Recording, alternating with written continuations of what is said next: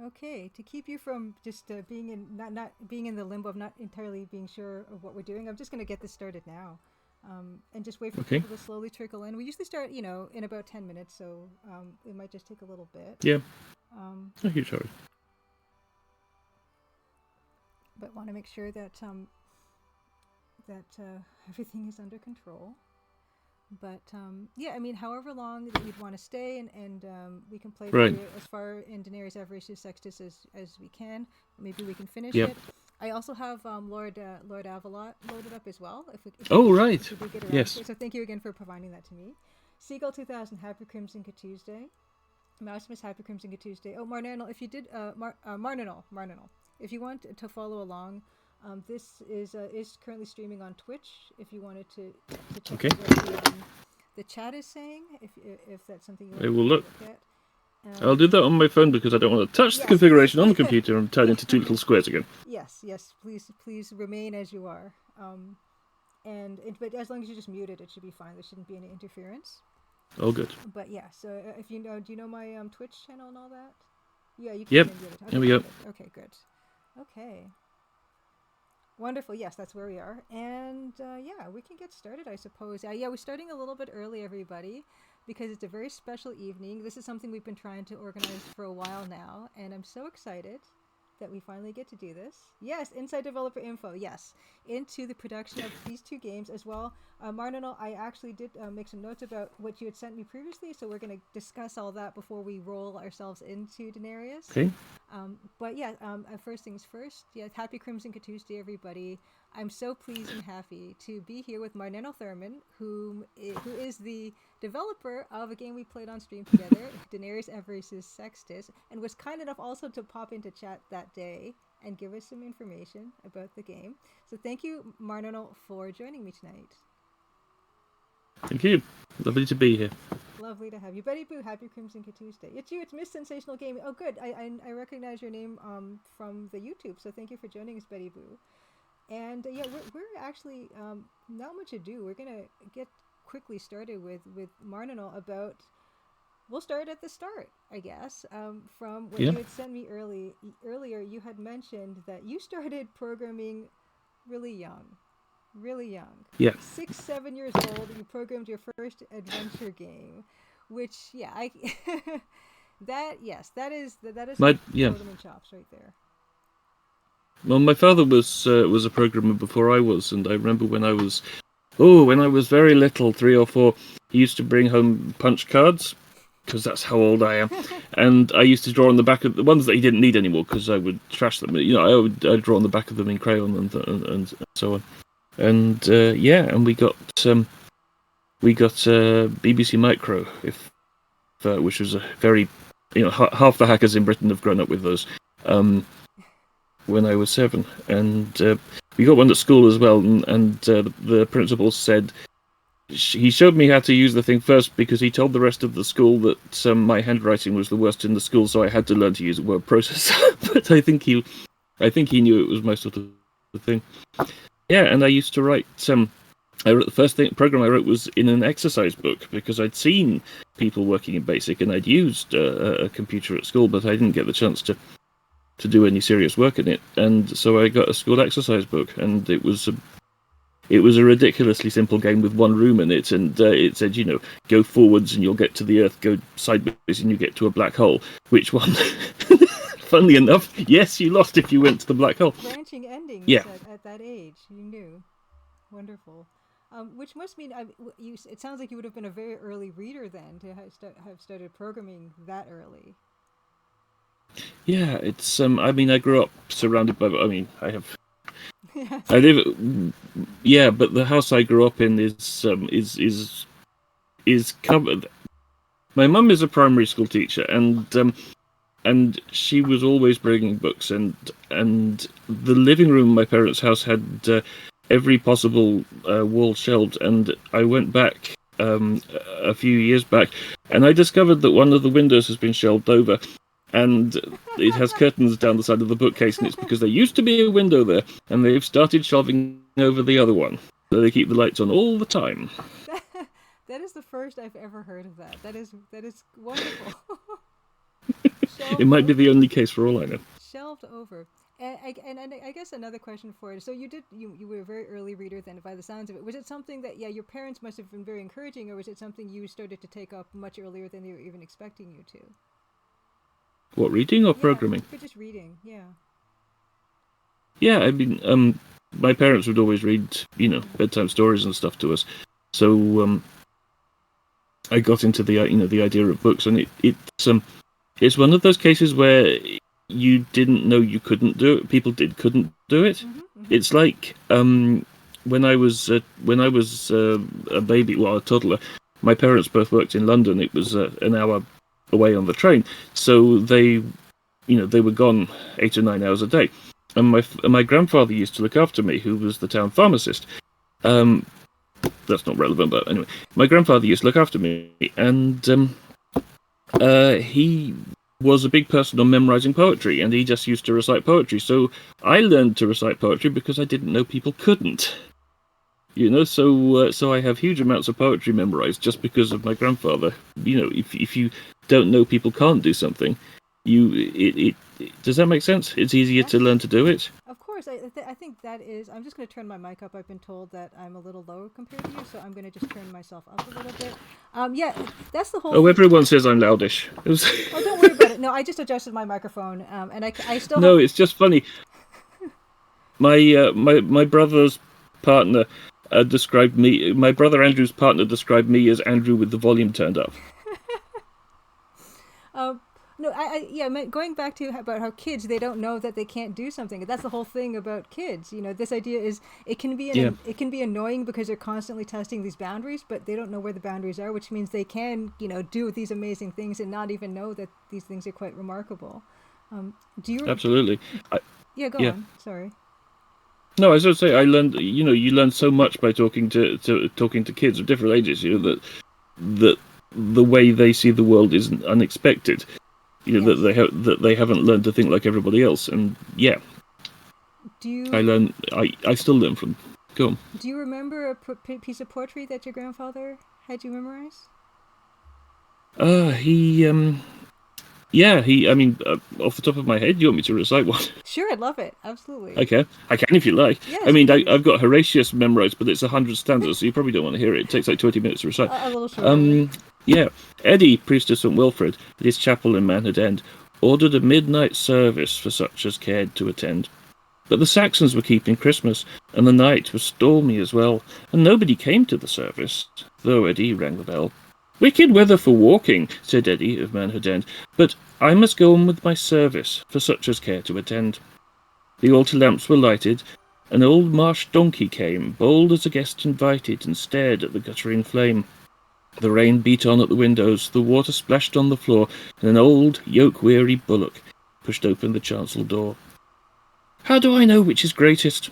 How do I know which is least? That is my father's business," said Eddie, Wilfrid's priest.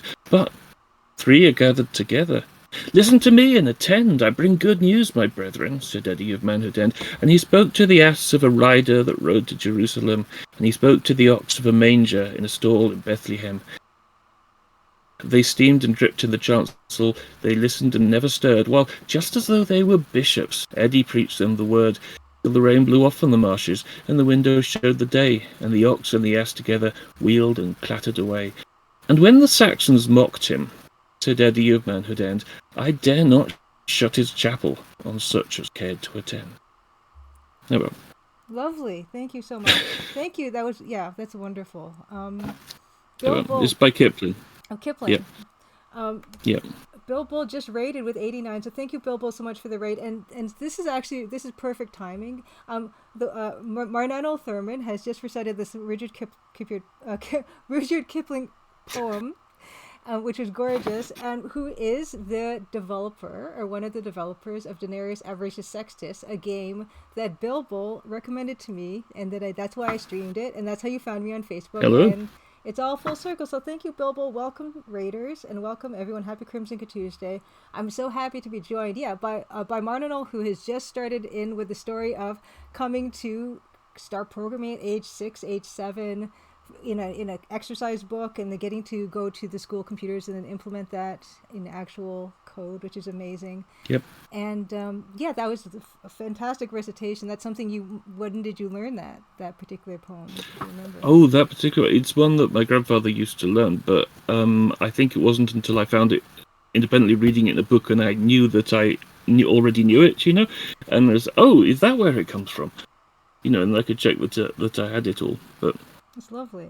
Yeah, there's a lot of ones like that. So from, you mentioned BBC Micro, which you started using, and you mentioned this really wonderful detail, how your mother said that you could have exclusive use of it between 6 and 8 in the morning. Oh, yes.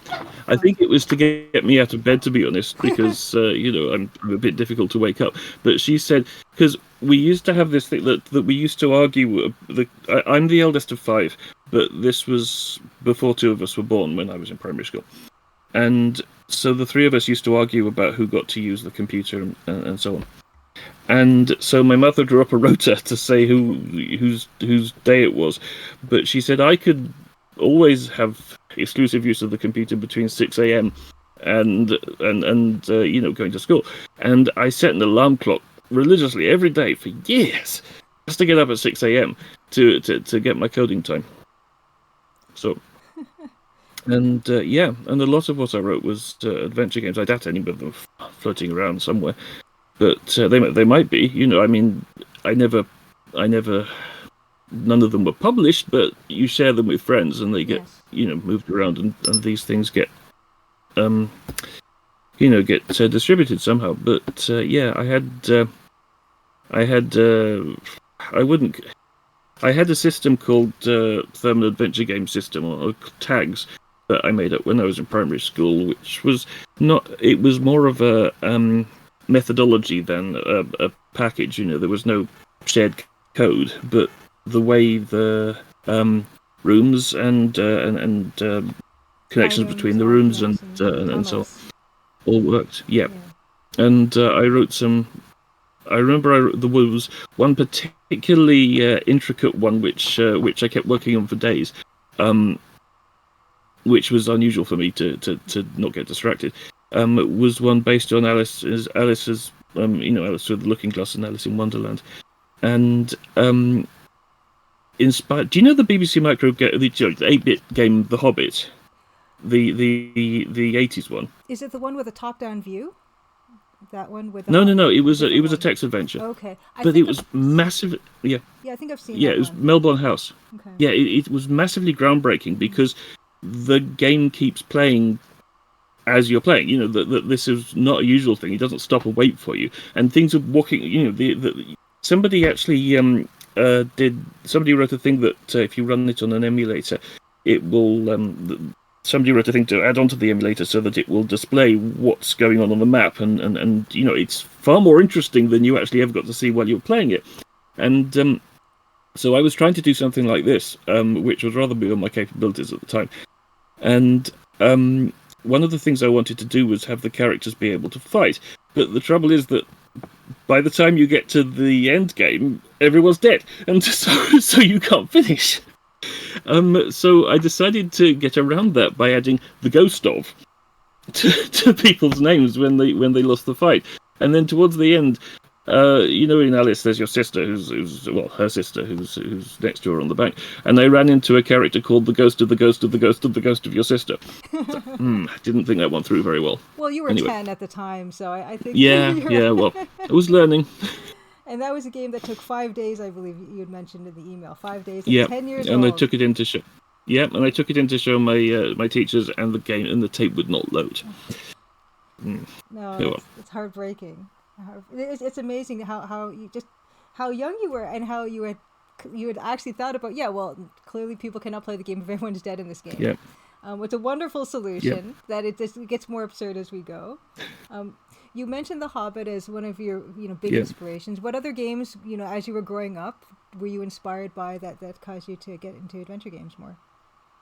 There was, for adventure games, there was a bunch of. There were things like Colossal Cave, which was ported to everything, which I played, for the BBC Micro, there were a lot of little published. Acorn Soft was one of them.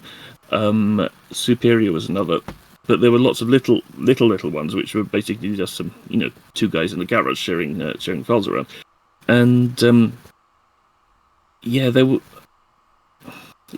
one, for example, called Wheel of Fortune, which I never managed to solve, but I spent ages working on, but I mean, a bunch of them for the BBC Micro. But the thing was, it was 32K. There was only so much you could actually get into the game.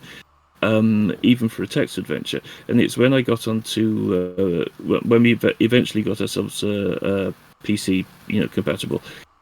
That this was before it even had Windows. This was just MS stuff, but the scope for games was so much bigger. I mean, then discovered Infocom stuff, and lots of things. There was a game called Jacaranda Jim that was a sort of tongue-in-cheek sort of fantasy adventure, but deliberately ridiculous. But the man who wrote it got hired because of it. It was written by a man called Graham Cluley, and that he got hired by Alan Solomon, who at the time was a famous in England antivirus writer person.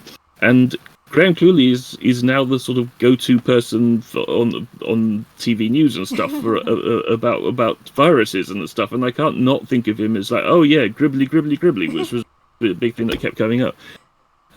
Anyway, sorry. Yes, that has nothing to do with anything. I'm just getting distracted. No, not at all. Yeah, and then you mentioned a game called what was it? You said you had a story with T0. Was a game that you had. Oh my gosh, yes, T0. Sorry, I was getting distracted with this one. T0. Okay, I'll tell you about T0. Amazing thing. There was this game. It was a text adventure, but it wasn't in any of the major engines and stuff. I think somebody just wrote it off, for as off the top of their head sort of thing.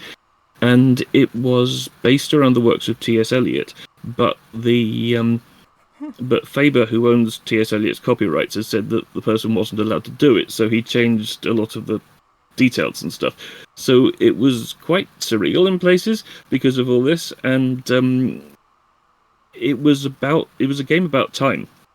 And you could, for example, be in the same place in the past and then look into a thing called the fast mirror and see what it was in the present. Yeah, and it was the sort of there was for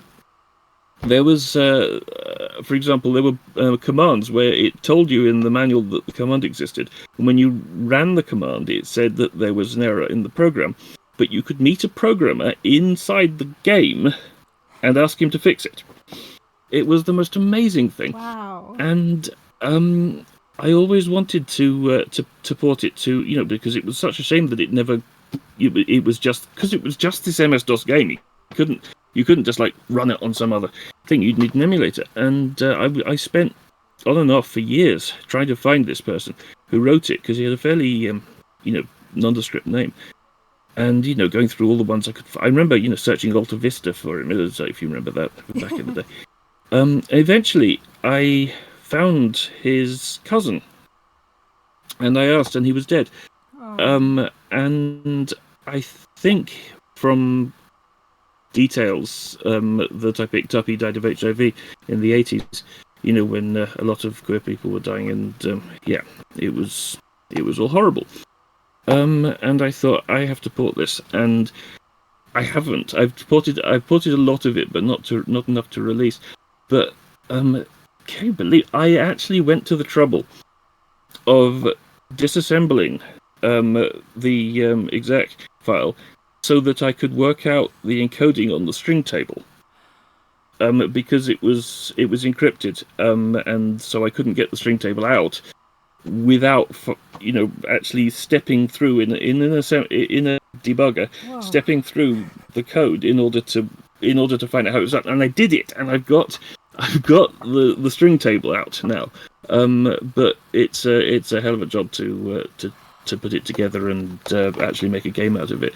But yeah, I've got a lot of it together. I wanted to. I still have vague thoughts of actually drawing bits of it and putting it on Steam or something, but Yeah. it's just in my head at the moment. Is this all self-taught, by the way? All the programming?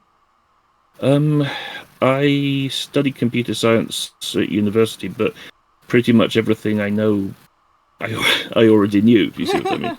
It was, the great thing about, I learned some things at university, but in the second and fourth year, the difficulty was realizing when the stuff you already. One of the lecturers saw me in the lecture hall and told me to go away because he said, you know all this stuff. So I was like, all right, then I will go away. But the great thing is that if you're a student, you have a ticket to the library. And so I spent an awful lot of time in the library just reading random things, not just about computer science, but yeah, I learned a whole load of things about theoretical stuff they weren't teaching us, and because it wasn't directly relevant, but it was fascinating to learn, and and then I went to Cambridge to do a master's in speech processing, which I failed because of mental illness. But it was a lovely year, and apart from the mental illness wasn't the lovely part, but I worked in the lab upstairs from the coffee machine, and the famous Cambridge coffee machine that had a webcam on it. Okay. Oh my gosh, yeah. They invented the webcam. Okay. There was so at the time, it's now in a building called the Gates Building, but that hadn't been built at the time. It was in a thing called the Cockcroft Tower, which is because it was sort of jammed in the corner, and it's a tower of labs, and it's very cramped. And the coffee machine was on the ground floor, and so people were always coming down in the stairs or down in the lift to see if and there wasn't any coffee. So somebody had the idea of putting a webcam. There wasn't a webcam; it wasn't exist. They would get a camera pointed at the coffee machine, and then they'd put the cup of coffee in the corner of the coffee pot in the corner of the screen. You'd know whether to come down the stairs. And then when the web came to be a thing, they thought, let's put it on the web. So they put it on the web, and it used to be like when I was showing students around when I was an undergrad, I would show people the coffee machine, and it lasted for ages. And then eventually the network admin for the university wanted to know why like 20% of the university's outgoing data was a picture of a coffee machine. So they sold the coffee, they auctioned it for charity. Anyway, yeah, I worked upstairs from there, and I'm still kicking myself not going down and looking. What's this got to do with adventure games? I'm sorry, I'm just rambling. Anyway, go. Sorry, This is all fascinating, but to bring you back to the self-taught aspect, a lot of people who, especially in the UK, who know computer programming, especially for games, they remember the Usborne programming books and things like that. So was the self-teaching aspect finding books on your own to read, or just was it disassembling code, or probably a mix of both of those things? It was there were. I mean, in the beginning there was it was a lot about reading thing. I remember the Osborne stuff. I didn't but there was a lot of there was pretty soon a lot of stuff I wanted to know that there was no way I could get books about.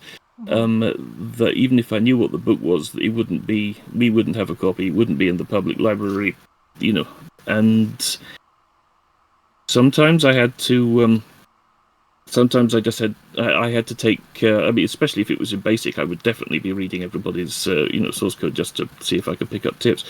And I knew there was one other kid in my class at school who was a programmer, and I wonder what happened to him. But later, when I started writing Avaricius, actually on topic, so I was incredibly lucky because the town I grew up in is an utterly mad town. It was built in 1902 by a man called Ebenezer Howard, who had ideas about town planning, and he had he was a complete amateur about town planning. He actually he actually made typewriters, but he had this idea about town planning, and he wrote a book called Tomorrow: A Peaceful Path to Real Reform. And the press said, yes, that's very nice, but you need to tell the Romans, otherwise, because they would have built the, And so he said, and so he went off with a bunch of other people, and they bought a large piece of land and built a town on it, and that's my town. And so it's still populated with the sort of people who think it's a good idea to move to a place like that. And it's great because all the land is held in common, and anyway, I grew up in this mad town. That's an example of it. And in 1988 or so, there was a charity called Education 2000, because this was back in the days when putting 2000 on the end of a name sounded fun. The future was the future. Oh yeah, we were well taken. So Education 2000 wanted to know what would happen if an entire town's teenage population were given social media. Eventually, they didn't call it social media, right. but so they got too many computer vaxes, and they put it in the town hall, and then they put terminals to these, a conferencing system on it, and they put terminals to it in 3 or 4 terminals in all the schools, and you could dial in if you were able to, which I was. So I would. It was called Ebby. It was actually called Ebenezer after the man who founded the town, but the kids all called it Ebby. And I owe so much to Ebby. It had forums, it had email, it had instant messaging. It was all text, just green text on a black screen. But this was the 90s. But we had social media. That's amazing. And I have friends I made over Ebby that I'm still in touch with. Anyway, one of the people I knew from Ebby was a kid called Cameron Grant. And he is possibly the most amazing programmer I have ever met. And he had some sort of life-limiting disease. And he was at a private school down the road. But when I was writing Avaricius, I could only write it for EGA because that's all we had. VGA would have been much easier, because I don't know if you know about the way the direct memory access for VGA works, but there's in 256 color mode, each pixel is a byte, and you just write the color you want. But EGA I have no idea why they did it like this. If each byte is a set of pixels, each bit is a pixel, and if you write to it, you get black or white. And if you want color, you have to write to a different port and tell it you want to do red now, and then write it, and then green now, and then blue now. And I worked out by myself. This is an example of the sort of self-taught thing. I worked out by myself where the video memory to do this was, and how to switch into it and do things. But I was only getting black and white, and I didn't know how. And Cameron explained it to me. And he said, you have to do this and stuff. And he used to write the most amazing games and stuff. And I still have a bunch of his code that I used in... I took bits out of and changed it so it ran the 286 rather than a 386, which is what he had. But I look at this stuff now and go, how did he know? How did he do this? He died. He was probably about 20. By that time, he couldn't move, and he choked to death. I was so sad about that. If it wasn't for him, I would be doing something else probably. Wow. He possibly unknowingly gave me so many huge new ideas about how to deal with this stuff. So yeah. Thanks, R.I.P. Cameron. Yes, Cameron. Just a quick note, Art Burklaus, thank you so much for the raid, and welcome raiders. Just to reintroduce, this is Marnanel Thurman, who is one of the developers, of Denarius, Avaricius, Sextus, and also another sequel game called Lord Avalot d'Argent. And I'm so pleased to have her here today to talk about, we haven't even started talking about Denarius yet. We're going to get into it really soon, but we're almost there. Whiskey Tango Foxtrot has a question. Is that why there were so many games that had a VGA mode that still used 16 color graphics? They didn't want to redraw their assets, but they still wanted to program things in the VGA way. I am not sure. I think, I love the name, by the way. I am not sure. You could the trouble with the 256 color mode, even though it was really easy to manipulate the colors, it was quite low resolution. If you wanted higher than that, you had to go down to 16, but it was still actually quite easy. It was just one nibble per color. But yeah, it was a resolution thing. I see. Yes, there was a lot of assembly, and by that time I'd actually learned how to do it. I should have looked into it earlier. I'm still thinking, if I just learned about how to 6502 assembly on the BBC Micro, I would have learned a whole lot more and understood a whole lot more. But you know how it is. If I'd been studying a course, I would have learned it at the right time, possibly. But when you're teaching yourself, you pick it up as you go along. So yeah. Anyway. And speaking. Yeah, I didn't have VGA. So. Speaking of moving into the EGA and getting that knockoff PC. This is something you mentioned. You mentioned through piracy, as we all had at that time. You acquired a copy of Leisure Suit Larry. Yes. Which is a formative experience for so many people, and yourself included. Oh yes, I learned so much, and not just about programming, obviously, because I was 13. But yes.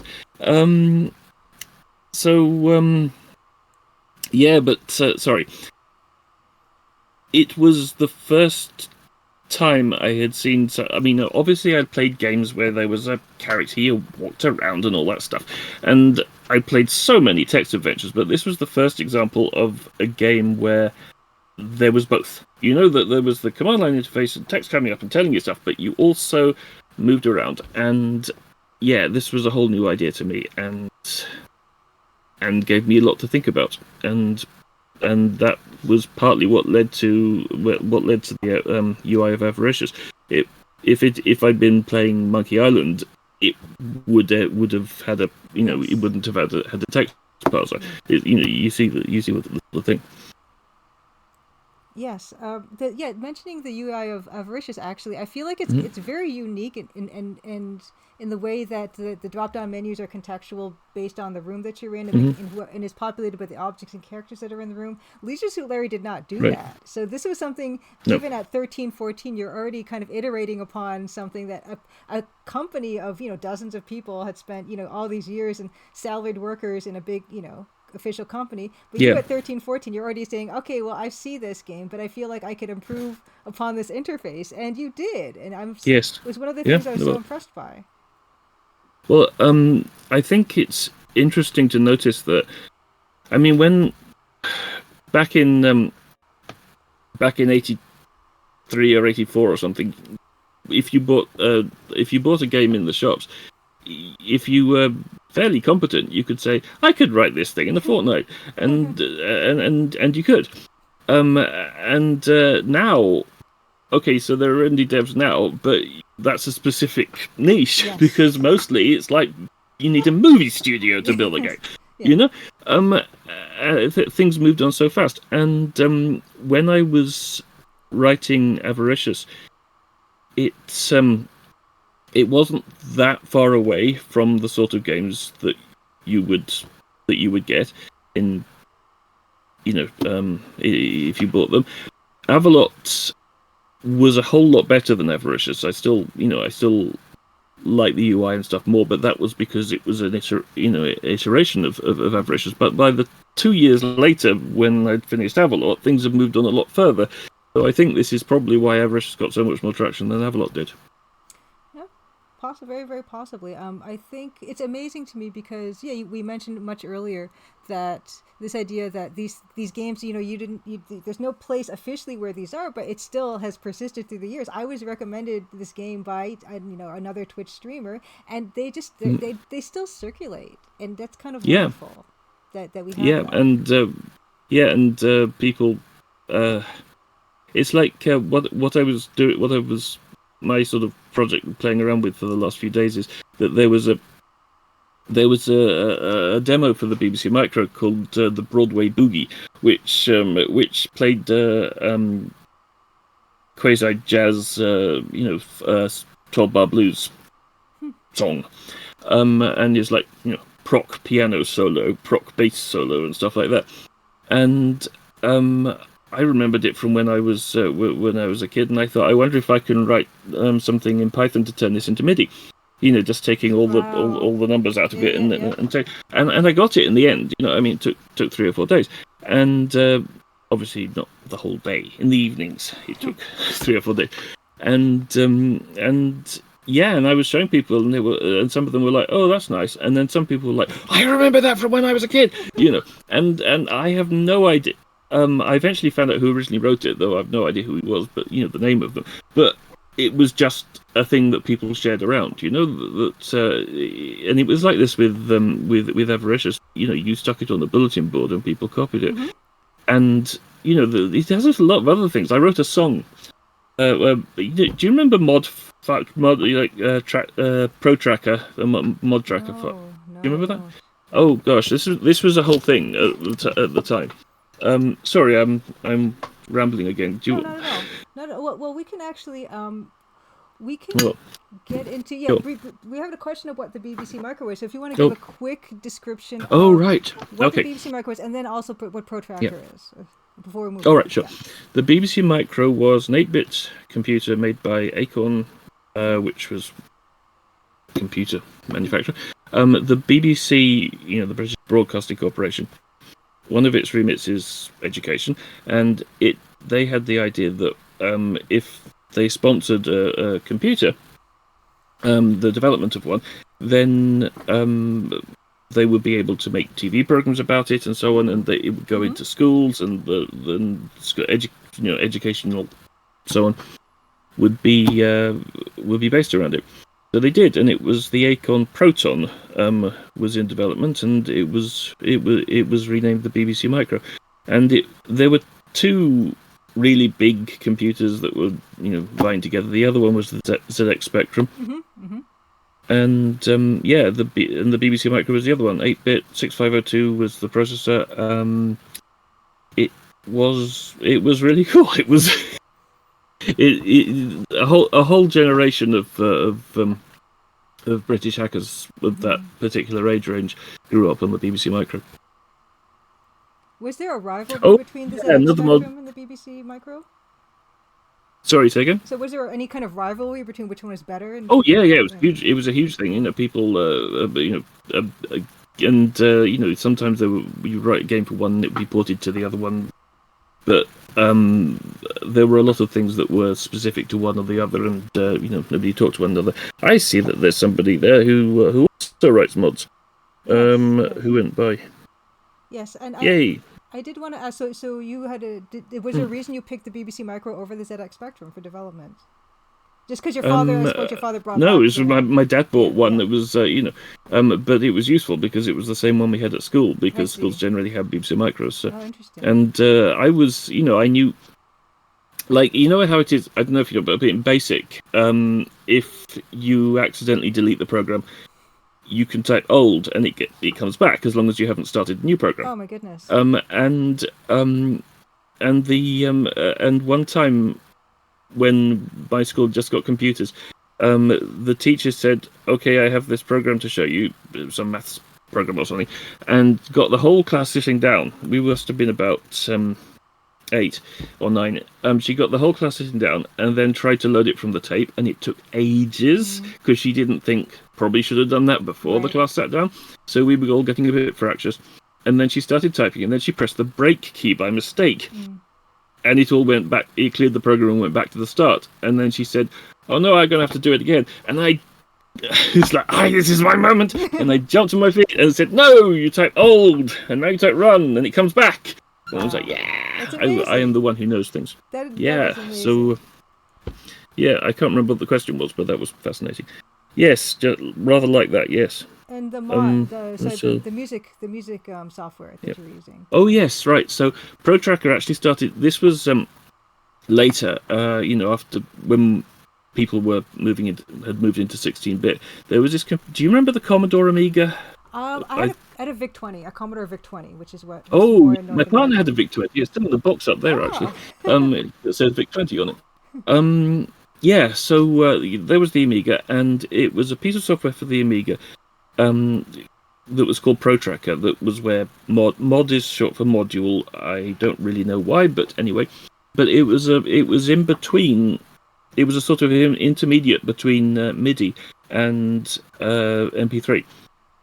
That in a mod file there was a series of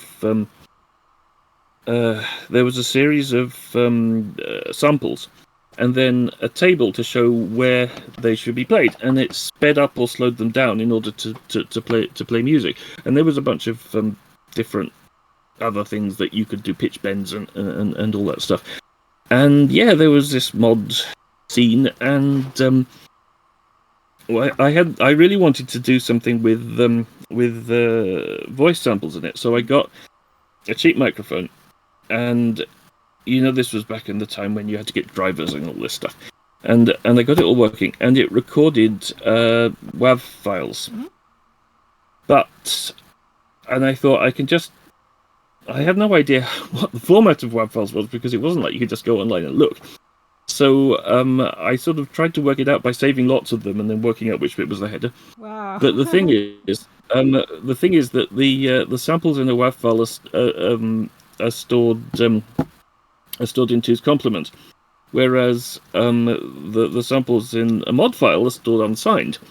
And I had no idea how two's complement worked, but I reverse engineered the whole thing by saving lots and lots of them and then seeing what it sounded like. And eventually, and I told Cameron, and he said, "All right, you'll need to. I don't know what you did, but just do it like that." So I had this, and I wrote this song. Anyway, the thing is, I wrote this song called "Online Pizza," about downloading pizza, and it was the most ridiculous thing. And I uploaded it to a local bulletin board and thought not very much more about it. And then a few years ago, I found this random person in Canada that I was talking to, and he was like, "Oh, you wrote Online Pizza? Yeah, my brothers used to sing that to one another." And there was, that's amazing. yes, but people just share things. It's wonderful. Yes, no, that's wonderful. And just talking about how this is how we connected also on the internet. That we managed to find me, and this is why we're here today talking right now. It's a wonderful ways of connecting. We had a question about the graphics of Denarius, Avaricius, Sextus. How were these made? Was it what kind of tool did you Elite use? was the BBC Micro. Yes, you're right, and it got ported. Sorry, carry on. Yes. Yes, isn't it? Sorry, I was just answering the question. What was the? Of course. Hang on, what was the question? Oh, the question was, how were the graphics created for Denarius, Avaricius, Sextus? Was there a tool? Oh, right. Yeah, no, that is an interesting question. Yeah. Well, okay, so the thing is, if I did this now, I would... Well, okay, if I did this now, I'd be using a toolkit. But, if I had... Knowing what I now know, I would have had a thing that I would load... that I would create files in somebody else's editor, and then have a program to convert them. But I didn't have that. So, what we did... the first load of graphics for Avaricius were, if you look at the temple in Avaricius, yes. you can see this. It was drawn by actually writing some code that would draw the picture, and so on, and then saving then saving that, and then because those were very simple, I wrote a pixel editor. And my brother did most of the drawing, and I wrote a pixel editor so that you could move along and change it, and so that's what that's how the pictures were done in the earliest bits we did first, which was the temple and the locker room and all this stuff were all done like that, and then.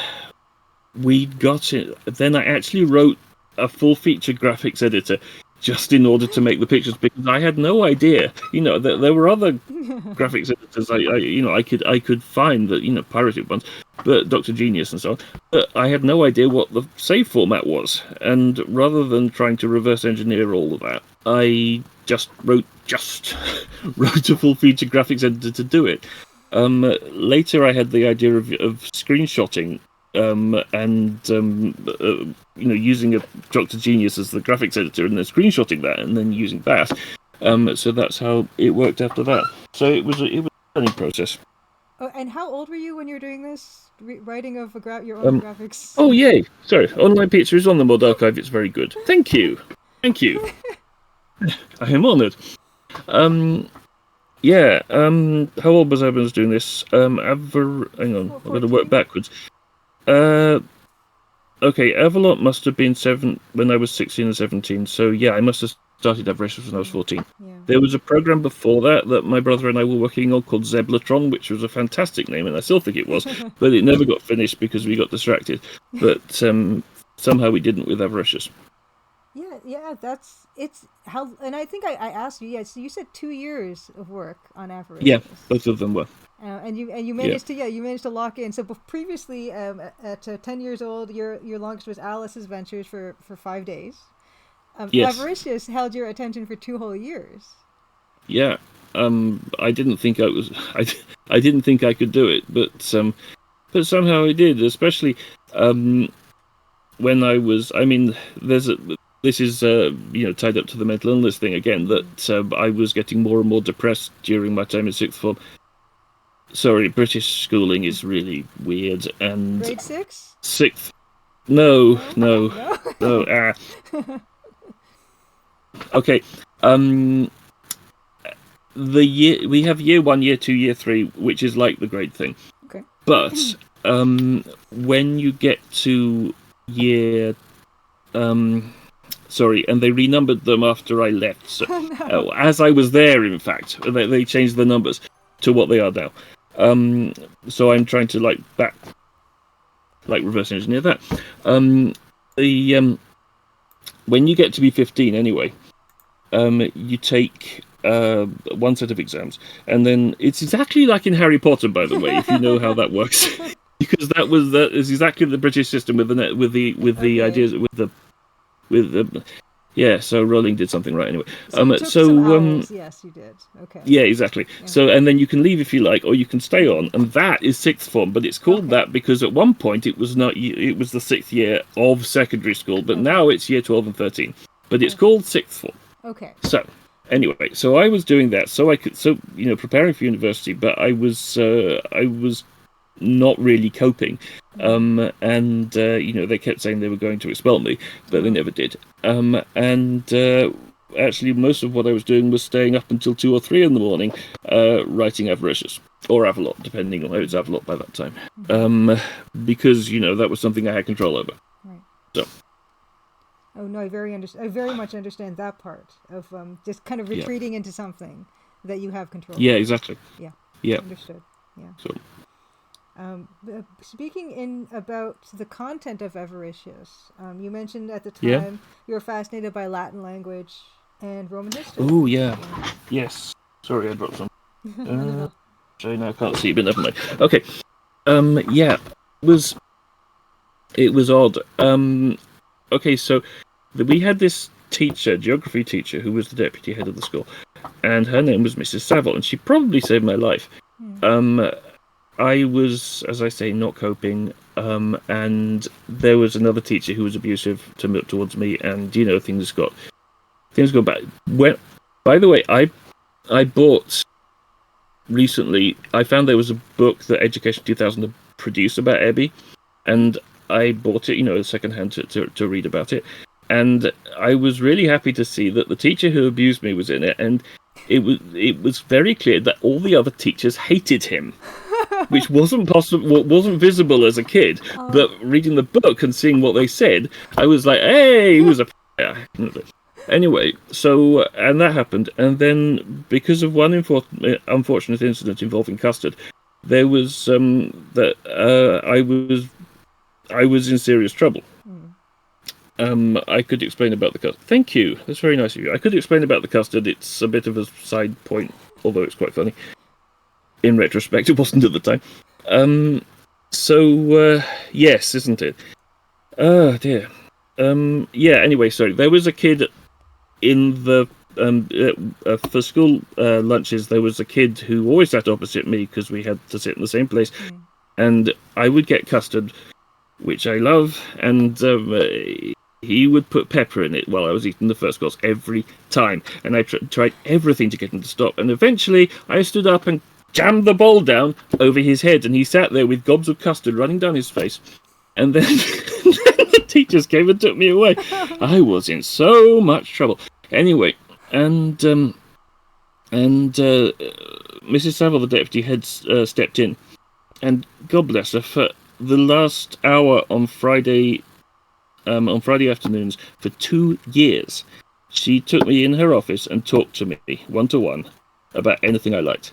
And yeah, this probably saved my life. But one of the things that she did, which is the relevant thing here, one of the things she did was she realised that I really, really hate games lessons.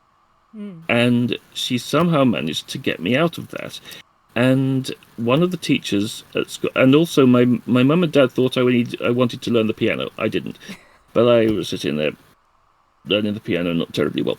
And Mrs. Saville suggested to my mum and dad that they stopped trying to pay for me to learn the piano, and instead started to pay this one of the teachers for Latin, which she was qualified to teach, but my school was a grotty comprehensive that there was no way anybody was learning Latin. And it was so fascinating. And also doing stuff one-to-one was so much easier. And it really sort of took over my mind for a long time. And and I got an A in it at GCSE, and I started doing the A-level, but by that time I was going off to university, so I never finished it. And one of the things that we learned about was that there was the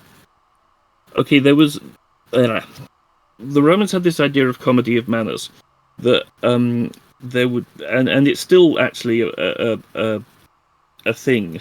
And I don't know any American shows. I don't know American TV well enough to think of an example, but there must be examples, and there are several on British TV. But anyway, the idea was that there were stock characters who you've probably met. Like in Britain, there was this TV show called The Young Ones about students at a university, and all of them are students you have probably met at a university. A type. Sure. Well, yeah. Well, the Romans had this system as well, but all their cliches were different from ours. There was the soldier who's back on leave and wants to brag about it. There was the slave who's always drunk. There was the wife who nags that. And so I ended up taking a list of all of these stock characters and thinking, I can merge this with the idea of Leisure Suit Larry and a bunch of other ideas I had and make a game.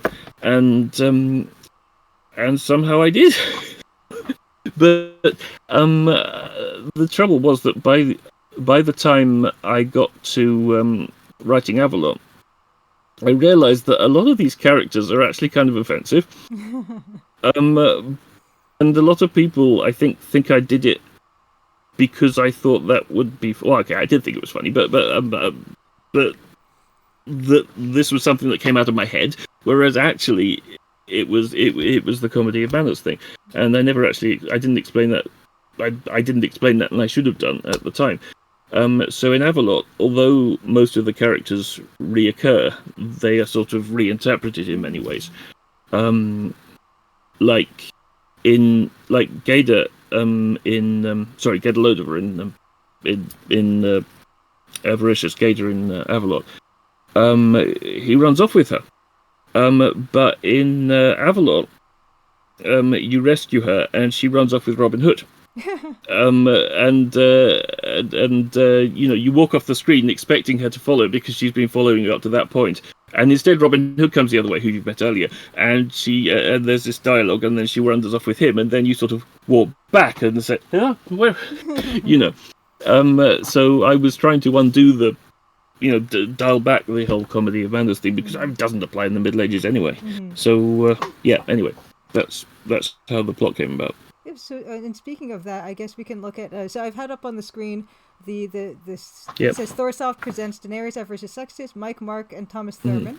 Mm-hmm. We spoke earlier about this, but we might as well readdress the production of this. So it was a 3-person team here.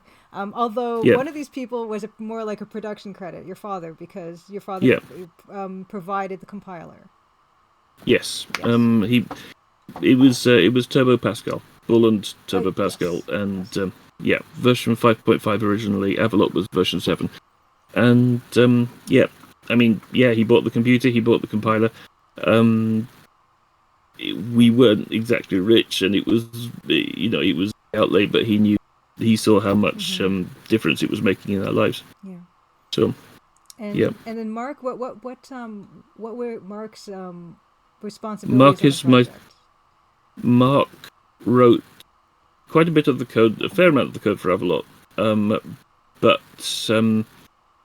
on Avaricius, he was. I mean, Mark drew almost all the pictures, and he didn't write any of the code for Avaricius. He wrote some of the code for Avalot.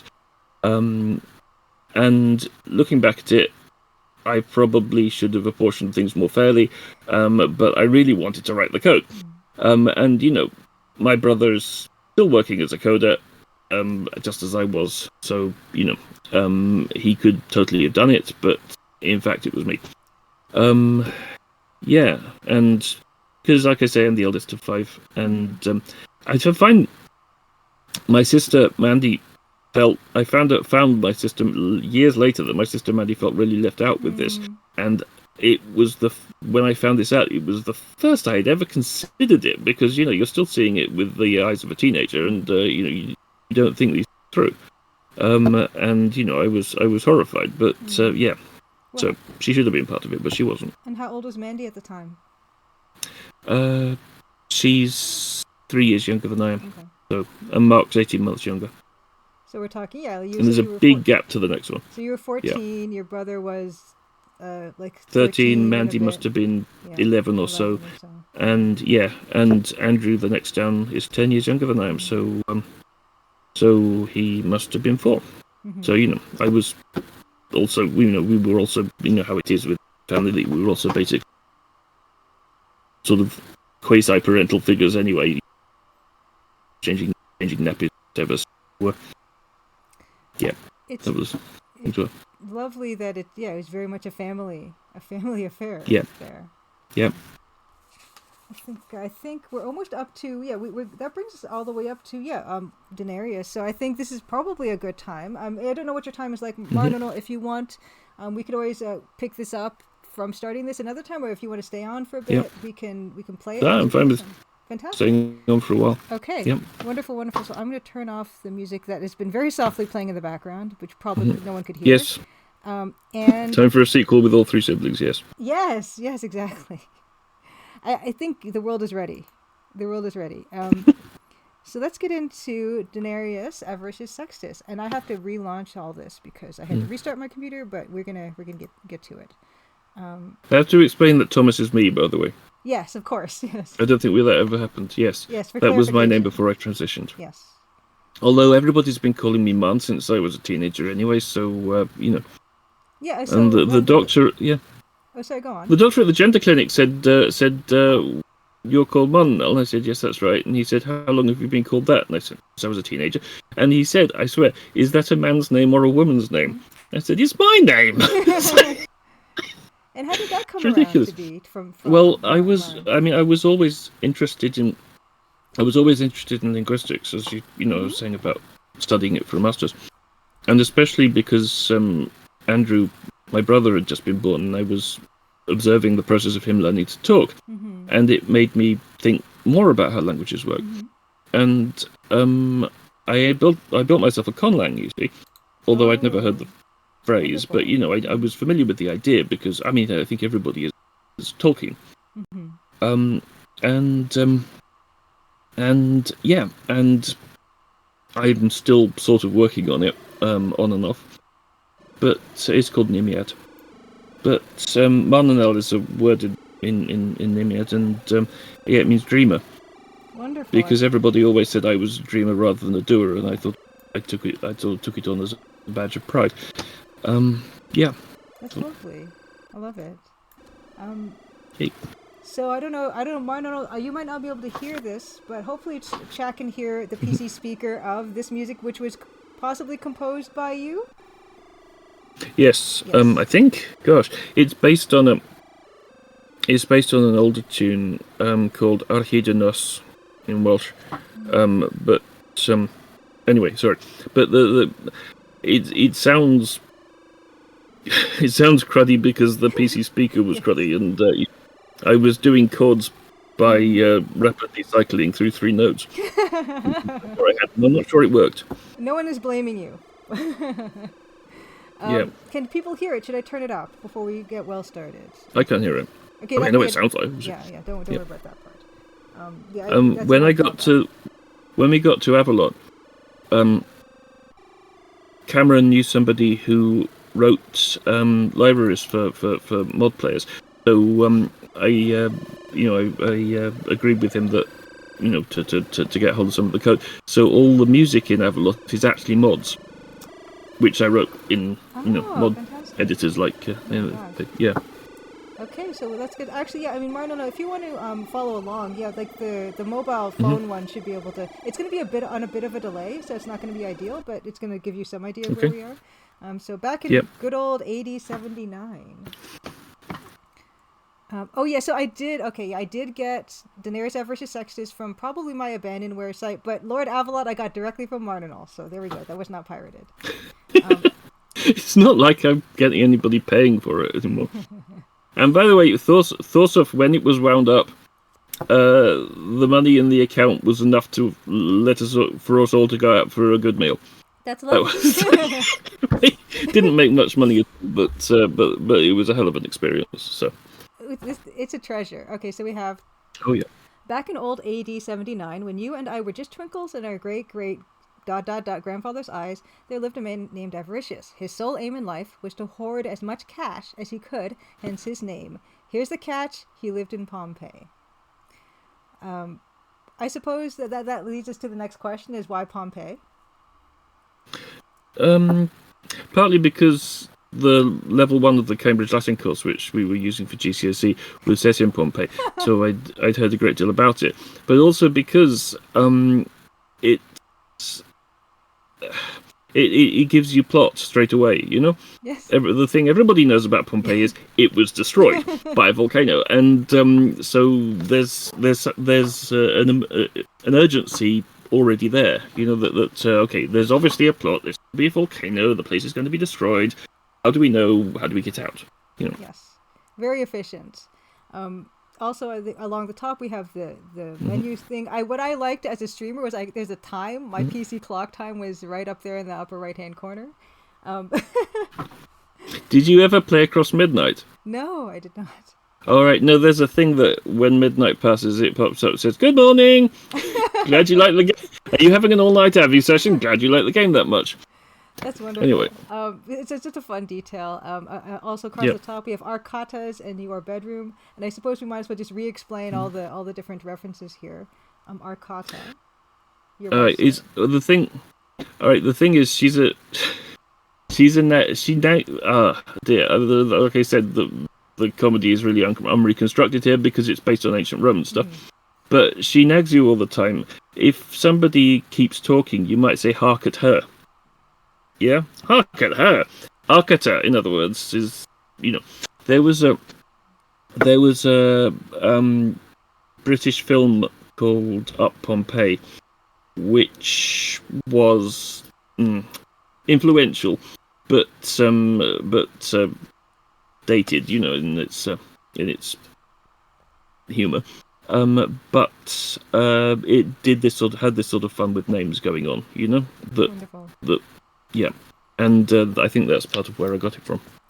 And looking at this gorgeous EGA scene here, something that was commented on when I first played this was often in Sierra games like Leisure Suit Larry, the flesh color of the people is that bright red color, and you chose the magenta. And I was wondering, what was your decision about making their flesh color the magenta color?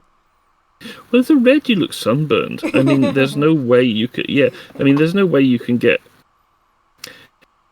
I don't know. I mean, it's like where you have. I'm trying to think what I mean. It's not terribly important. Do you see what I mean? When you it's like with manga and stuff. People are always drawn with no color at all on their faces. It's never colored in. and it's because it doesn't matter as such to tell the story. Yes. And in this case, I think red. Well, nobody really looks that color of red. Nobody really looks magenta either, unless they have really high blood pressure. Mm-hmm. But in Avalot, you might have noticed. I don't know. Even though it's all in the same EGA mode as this, the one bit of VGA stuff that it uses is that it redefines, which isn't possible with EGA, it redefines the magenta colour to be a more sort of European flesh tone colour, so that it doesn't look quite so EGA. Yes. Yeah. No, I know exactly what you mean. I'm making my own game, and I'm using the bright red, and there have people saying that it does look sunburned and things, but like you said, it's just representative and symbolic. It's not realistic. Yeah. It's not meant to be realistic. Yeah. So once you get past the fact that they look magenta, then we're done, and now we know that is the world that we're operating in. Yeah, it's like you watch The Simpsons. Nobody is that colour unless they're about to die of jaundice. But it's not a thing you notice at all after a bit. No, not at all. Also, there was a comment when I first played this that this garden is beautiful on top of their house. It is, isn't it? It's gorgeous. I think Mark did that in the pixel editor. It's amazing. Yeah, it's amazing. Okay, moving on, we have important copyright notice. This means you. Copyright 1992. Mike, Mark, and Thomas Thurman. Avaricius is distributed as shareware. You may share it with anyone you like. If you like it, use it, or both, then please consider registering by sending £8 sterling, $15 US, to that address. I guess, I don't know. Hopefully this is an old address. And no, it's my parents are still there. Okay, don't go around anybody. We'll clear that message real terrify quick. them. I'm so sorry about that. No, it's fine. Next, in return you receive help with the game, newer versions of Avaricius, and many thanks. Plus, you will receive advanced copies of the next game in the series and a substantial discount on the registration price. I don't remember whether we actually did the substantial discount on the registration price. We had quite a few. When I say quite a few dozen. It wasn't like Epic Mega Games type thing, but my goodness, it was like Epic Mega Games. I remember that, it was just like Jill of the Jungle and stuff. And when I realised they were the same people as Fortnite, I was like, oh, how did this happen? I could have done that, But yeah, anyway. I have yes. I can imagine my father might get a bit surprised, although probably quite amused. And it's probably in the garage. Actually, the garage is completely full of random crap, and somewhere in there is the source code of Avi. I still don't know where. I suspect that they're not going to clear. I suspect they're not going to clear it out in their lifetimes, and at some point, when there's a funeral or something, my brothers and sisters and I are going to have to take the house apart. Yes. Anyway, so yeah, we had quite a lot of them, and there were some lovely characters. We had a Scottish lady register. I can't think what her name was, but we sent her a disc that didn't load, and she phoned us up, and she was terribly. You don't have the expression "raw," do you? No. It's when people talk like this, they're terribly raw. I don't know why, but people say they're raw, and she was terribly raw. And she phoned me up from Scotland. She didn't sound Scottish. She phoned me up and said, when we tried to load this game, we fell in love with Avaricius. It was, and then my daughter was playing this, and something went wrong, and so she typed "piss off." And yes, you know the thing. If you swear at the game, you get struck by lightning. No. Oh right, okay. If you swear at the game, it tells you not to do it again, and then if you do, you get struck by lightning. And in the completely missing source code, which is somewhere in my parents' garage, there's a comment saying, "I don't know who put this bit in there because I was I wrote it, but I was so shocked at myself for actually typing all those words out, which I wasn't supposed to know." Oh dear, yes, no, not at all. But she was really amused by the struck by lightning thing, and she said, "And if you send me another disc and it won't load, I'll throw it at you all the way from Aberdeenshire." So it was funny. I love that. Yeah, and a lot of people like that. We had promotional rulers and things we sent them, and one point we even sent them Christmas cards, which didn't make any sense because we must have spent all the money they sent us in doing that. But it was just like, well, people like us. So No, that's lovely. So just for the chat, I did turn Marnanel a little down and myself a little bit up, so hopefully that equalizes a bit more. Okay, but no, that's wonderful. That's the first thing I'm going to try once we get started here. It's fantastic. Okay, moving on. Okay, okay. Do your conscience a favor, Avi. Register. If you want to go somewhere, just walk there using the arrow keys on the right of your keyboard. For actions, type in the words such as open door and then press enter. Or you may move your mouse, move Avi around by moving the mouse, and use the right button to call up a menu. When you're there, use the left button to select and right button to cancel. Use either button to lose a scroll. If asked a yes or no question, use the left button for yes and right for no. This is a wonderful interface.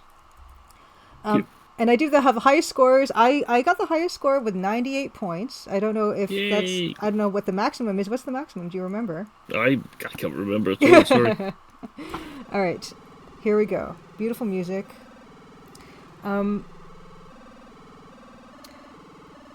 This is fantastic. Okay, yes, here we go. So we have Arcata here in bed. Yes, okay. Okay, the august tones of your dear wife Arcata rend the air again. Avaricius, will you stop lying in the bed daydreaming and get me some wine? I'm thirsty. Get up, you lazy ... Okay, so I'm going to say piss off. Talking in your sleep... I have to wake up first. Talking in your sleep, try waking up. So you actually do have to wake up. Oh, Yep. Here she goes again. Okay, wake up. With all hopes of returning to sleep vanquished, you prepare yourself for another day in Pompeii. You don your toga and sandals, attempt to comb your longish carroty hair, and bleary-eyed begin to think about going out to face the world again. And about time, too, says Arcata. Okay, so let's see. Piss off. What here? You want to be arrested? Okay, let's try that again. Oh, no. It's not doing it in this room. Maybe it doesn't do it in the starting room here. Okay, I suspect what it's thinking is that piss is an instruction. Okay. Like you're asking it to urinate. Type in something else rude. No. Okay, anyway, yeah. Okay, let's see. Oh. Don't blame me, blame Thomas, he wrote the parser. Okay, let's go. Let's try again. I didn't actually know that word. Okay. That's such an English word.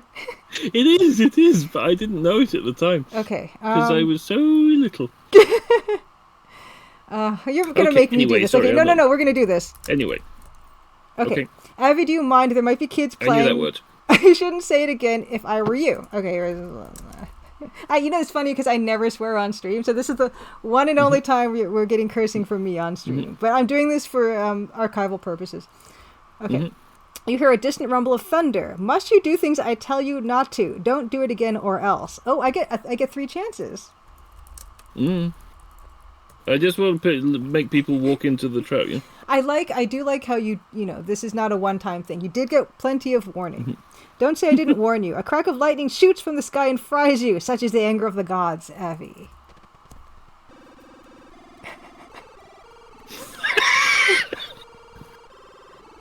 Yay! Oh, okay, game over. You can do better than that, Avi. Perhaps if you shut your eyes tightly, cross your fingers and type restart, which is difficult to do with your fingers crossed. You might be reincarnated, or you can load a save game. Worth a try, eh, Avi? Okay. So I will restart. Okay, yes. Yes for yes. Okay. I'm positive, yes. I won't do that again, for sure. Okay, wake up. Okay, wake up. Okay. Here we go. And yeah, what I was fascinated by is I can move my mouse around and it kind of moves the character like a cursor on screen, which I'd never seen before or since. This idea. No, I'm still not sure it was actually workable, but it was definitely a good experiment. Yes, absolutely. And yeah, and speaking of part of it is that Avalot. I mean, this is all EGA stuff, so there's no built-in sprite thing, and there's no mouse cursor. So Avalot, it draws the cursor as one of the sprites in the same way that it draws, the characters. But there's no mouse cursor at all anywhere in Avi. So even though it takes input from the mouse, it has to do it some other way. And yeah, and this is one of the things. That's what this was. Oh, go on. Oh no, I did nothing. Yeah. The menu system here was kind of based not on I mean, you know how basic. Well, I mean, I was going to say everything's copying the Mac with drop-down menus, but really, the Mac is copying things right back to Xerox PARC. But this is based on spreadsheets, Lotus 123 and stuff. Mm-hmm. You know that you press slash and you get a menu looking rather like this, and it seemed a workable sort of metaphor for how these things work. This is quite a wonderful UI. So let's see about Avi. Yeah, so that's just the usual thing. Okay. Oh, and also we have to just right click. Okay, talk to somebody, and then we can talk to Arcata. To whom will you talk? Arcata, your wife. Come on then. Furcifer says, Arcata, what have you done with the wine? Furcifer. Yeah, scoundrel. Scoundrel. It's a word that you learn in like the first book, because people shout it at one another. It's fantastic. Oh, Furcifer. Okay. In the first book of the Cambridge Latin course, there's a bit where the cook is making dinner and the dog jumps on the table and to steal the food, and he shouts "Furcifer!" That's it. Okay, what will I examine? The place you are, a person, and object you're carrying. Okay, I'm going to look at the place I am. This is your bedroom. In the wall with the doorway in it, there are several beautiful supporting pillars. At one end of the room, there is your clothes cupboard, lit by 2 candles supplied by Crapulus. That closet, can we even get into that closet? Because no. I didn't. This was a thing, by the way, between Mark and me, that I would ask him to draw something, and he'd add something that I hadn't thought of, and then I'd have to account for it in the code, and then there was a sort of arms race going on there, and yeah, he was the one that thought of the closet, and there is no way into it. I think it's pretty dangerous to leave those candles burning all night, to be honest. Yeah, I agree. But I was but yeah, there's no way of getting that. Okay, and so examine a person. I can examine Arcata. She could have won Miss Pompeia in AD 53. Lovely. Yes, Caecilius est in horto. Yes, well done. Yes, he was. Cerberus est in mensa. I can't remember the cook's name. Yep, somebody else did the Cambridge Latin course. Fantastic. Yes, the boss key in this game is one of the few that's actually more likely to get you in trouble. Yes, I've seen one that was even worse, but this one was deliberately... Sorry, do you know boss keys? Yes, I remember boss keys. Yeah, okay, because people would play at work. There was that one. I played somebody else's game where there was a boss key which pretended to be word perfect, which was the word processor people would use a lot, except that it appeared that you were writing an application letter for a completely different job. Yes. And it said, "I am leaving my previous job because my boss is a real jerk." Yeah, which was cruel but funny. Yeah, that's the one. Yeah, spring. And it's a spring because it jumps up and down. Oh, yes. You know what? That never even clicked in. That's great. Yes. And you can stop it at any point, so that's helpful if you want January to be winning, maybe. Yes. It's great. It was fun to write. All right, so let's see. Wee. Okay, exit twice. Okay. Next we have examine. We also have things we're carrying. Striggle.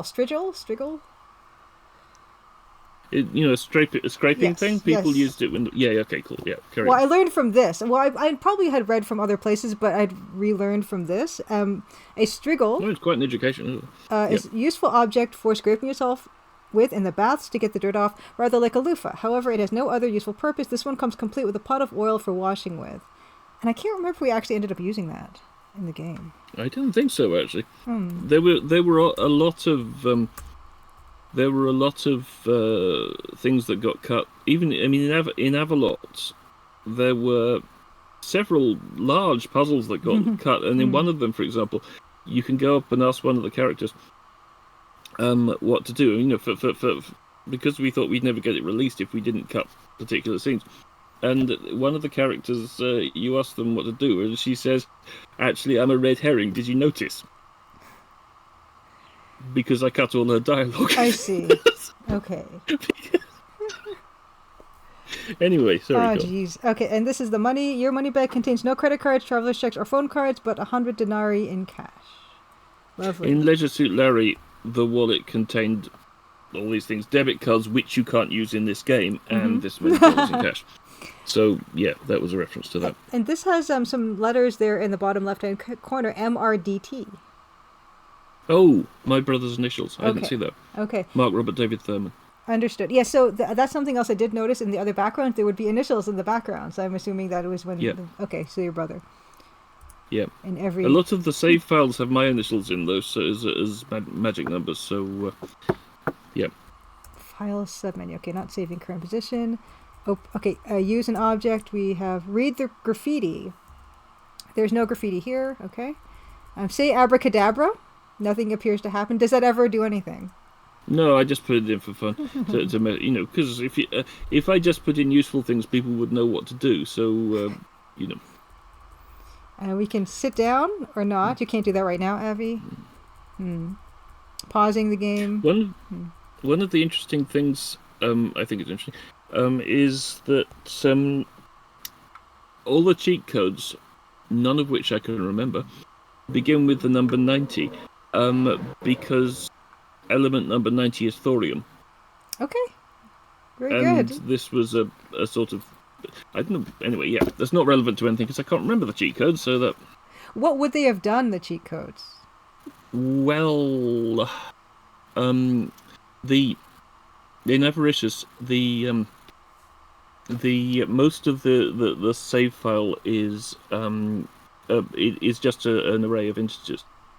And, there's other stuff that gets added on the end. So the file is basically magic number, 256 integers, stuff.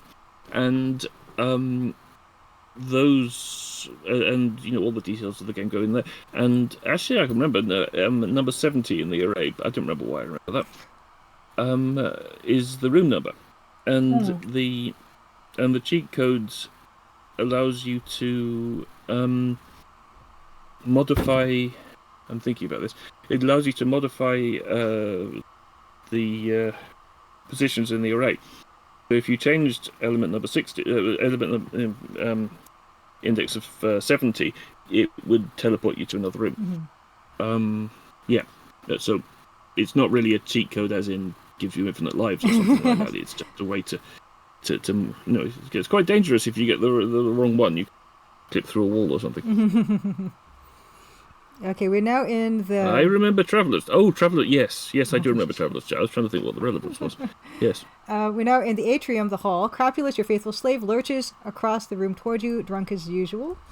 Hail Titus! I want to mention that yes. Crapulus, if you don't know, it's an actual English word meaning drunk. And when I discovered this, I thought this was amazing, and I thought I have to name a character Crapulus. And he was Crapulus in the sequel as well, even though it makes no sense. Yeah, well... Scroll. Oh no, I was just going to say, Crapulus, naturally everyone would think, crap, but you actually had deeper meaning involved. Yeah, exactly. There. Yeah. I don't know if you know, it was going to be a trilogy. Did I mention that? No. It was planned to be a trilogy. The last one was it's mentioned in I think 2 places in Avalot, but they're possibly not obvious places. That there's going to be a 3rd game, and there never was because I went to university and I had other things to do. But one of the things in this is that your computer in your ship is called Crapulex 9000, and the 9000 HAL obviously. But this is essentially Crapulus, the computer, and the funny thing is that Crapulus being like a computer would be utterly unlike apart from Holly in Red Dwarf, would be utterly unlike every ship's computer I ever heard of. We actually quite like Holly, and I can't remember whether Red Dwarf had even started at that point, but yeah. Yes, I see what you mean about Blackadder. I think that might have been part of the thinking I had. There was a Blackadder. Do you remember? There was one scene in Blackadder Back and Forth, the last one, where it was set in ancient Rome. Sorry, anyway, carry on. I saw some of Blackadder, not all of it, and I don't recall seeing that particular part. Yeah. Don't bother with the first series; it was crap. The rest of it was good. Hail Titus, says Copulus. Would that be Titus Caesar, you ask? No, Titus Anute. Titus Anute. Okay, tight is slang for drunk. in England.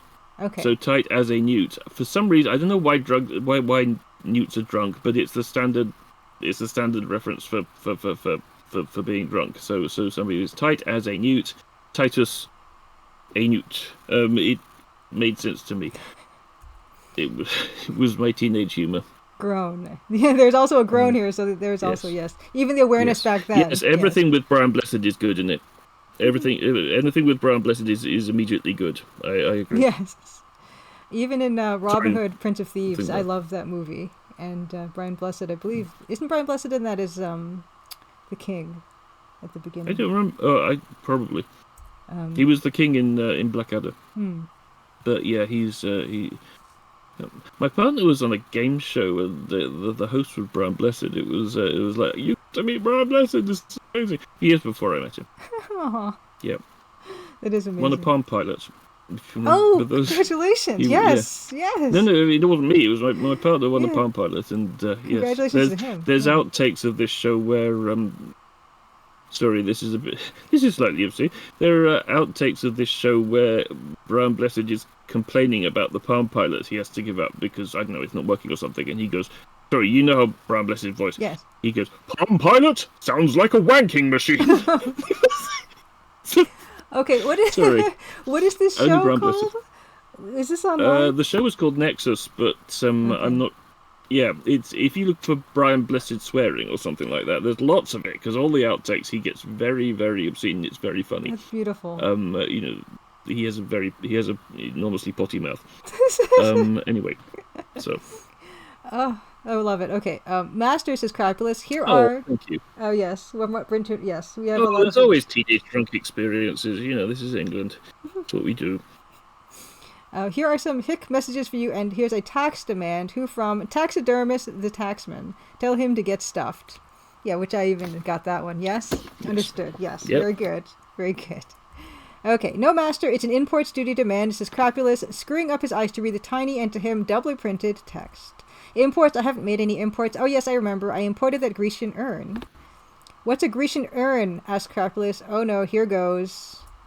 It's a large. This is a very, very old joke. Okay, it's a large vase made for carrying liquids, and I got it from Greece. Oh, I get it. The joke, yes. Okay, cool. Yes. How much money does a Greek an ancient person joke, make? and, yes. Yeah. Yes. Understood. Yeah. Hit enter for alternative explanation. 30 denarii a week. Yes. Oh yes, there's also a letter from Lupus, who wants to discuss matters of business with you over breakfast in his house. RSVP. Lupus, eh? Lupus lives across the street from you. He's your arch enemy. He is also more successful than you and tells you so. In short, you don't like him much. Are you going to the Canis Adanus? Now, Crappy. Yes, master, I'll see you there. And with that, he runs off faster than your monitor could see. Yes, it's never Lupus. Yes. Yeah. Okay, fantastic. Okay, so here we are. Dolce Dolmum, which like home sweet home, I'm assuming. Yep. Okay.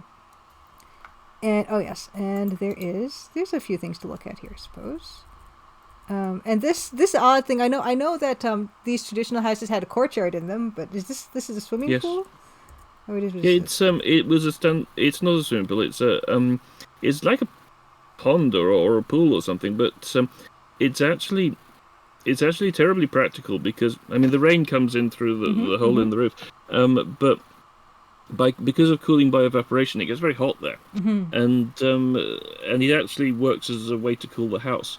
And it was a standard thing to have in the front room of your house was to have a sort of pool thing that you would walk around, just very practical reasons. Wow, yeah, absolutely. I hadn't thought of that.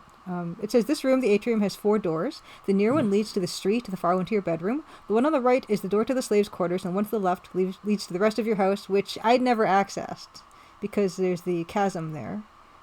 Yes. Okay. So you can access it, but not that. What's QOL? Sorry. Oh, let's see. Quality of life feature. Yeah. So it's abracadabra. You can say it on there, but so instead of having to type, abracadabra, you can just select it in a menu. Cheese Whiz says, as for the question earlier about the maximum score in Avaricius, I have no idea. My best score is 145, which I don't know if I should elaborate on before we get there, but I suspect the maximum is around 150 if it wasn't for one mistake. I got to 98 points in winning, and that was for me. Quality of life. Yeah. I basically, and that's for me killing all the lions in the arena. So I feel like I probably maxed out that score, but I must have missed other things. So I'm kind of interested. Hang on. I don't actually remember whether 150 is the maximum score, but you're probably right. There was a tradition in adventure games at this point to have a thing called the last lousy point, that you would never get a full score except by doing something very silly. I don't think I did, but it's like in T0, there's a room called Lover's Leap. And if you type the word leap, where there's a cliff, you see, and there's something opposite that you can't see. And if you type leap in any other room, it says this is not the place for leaping about.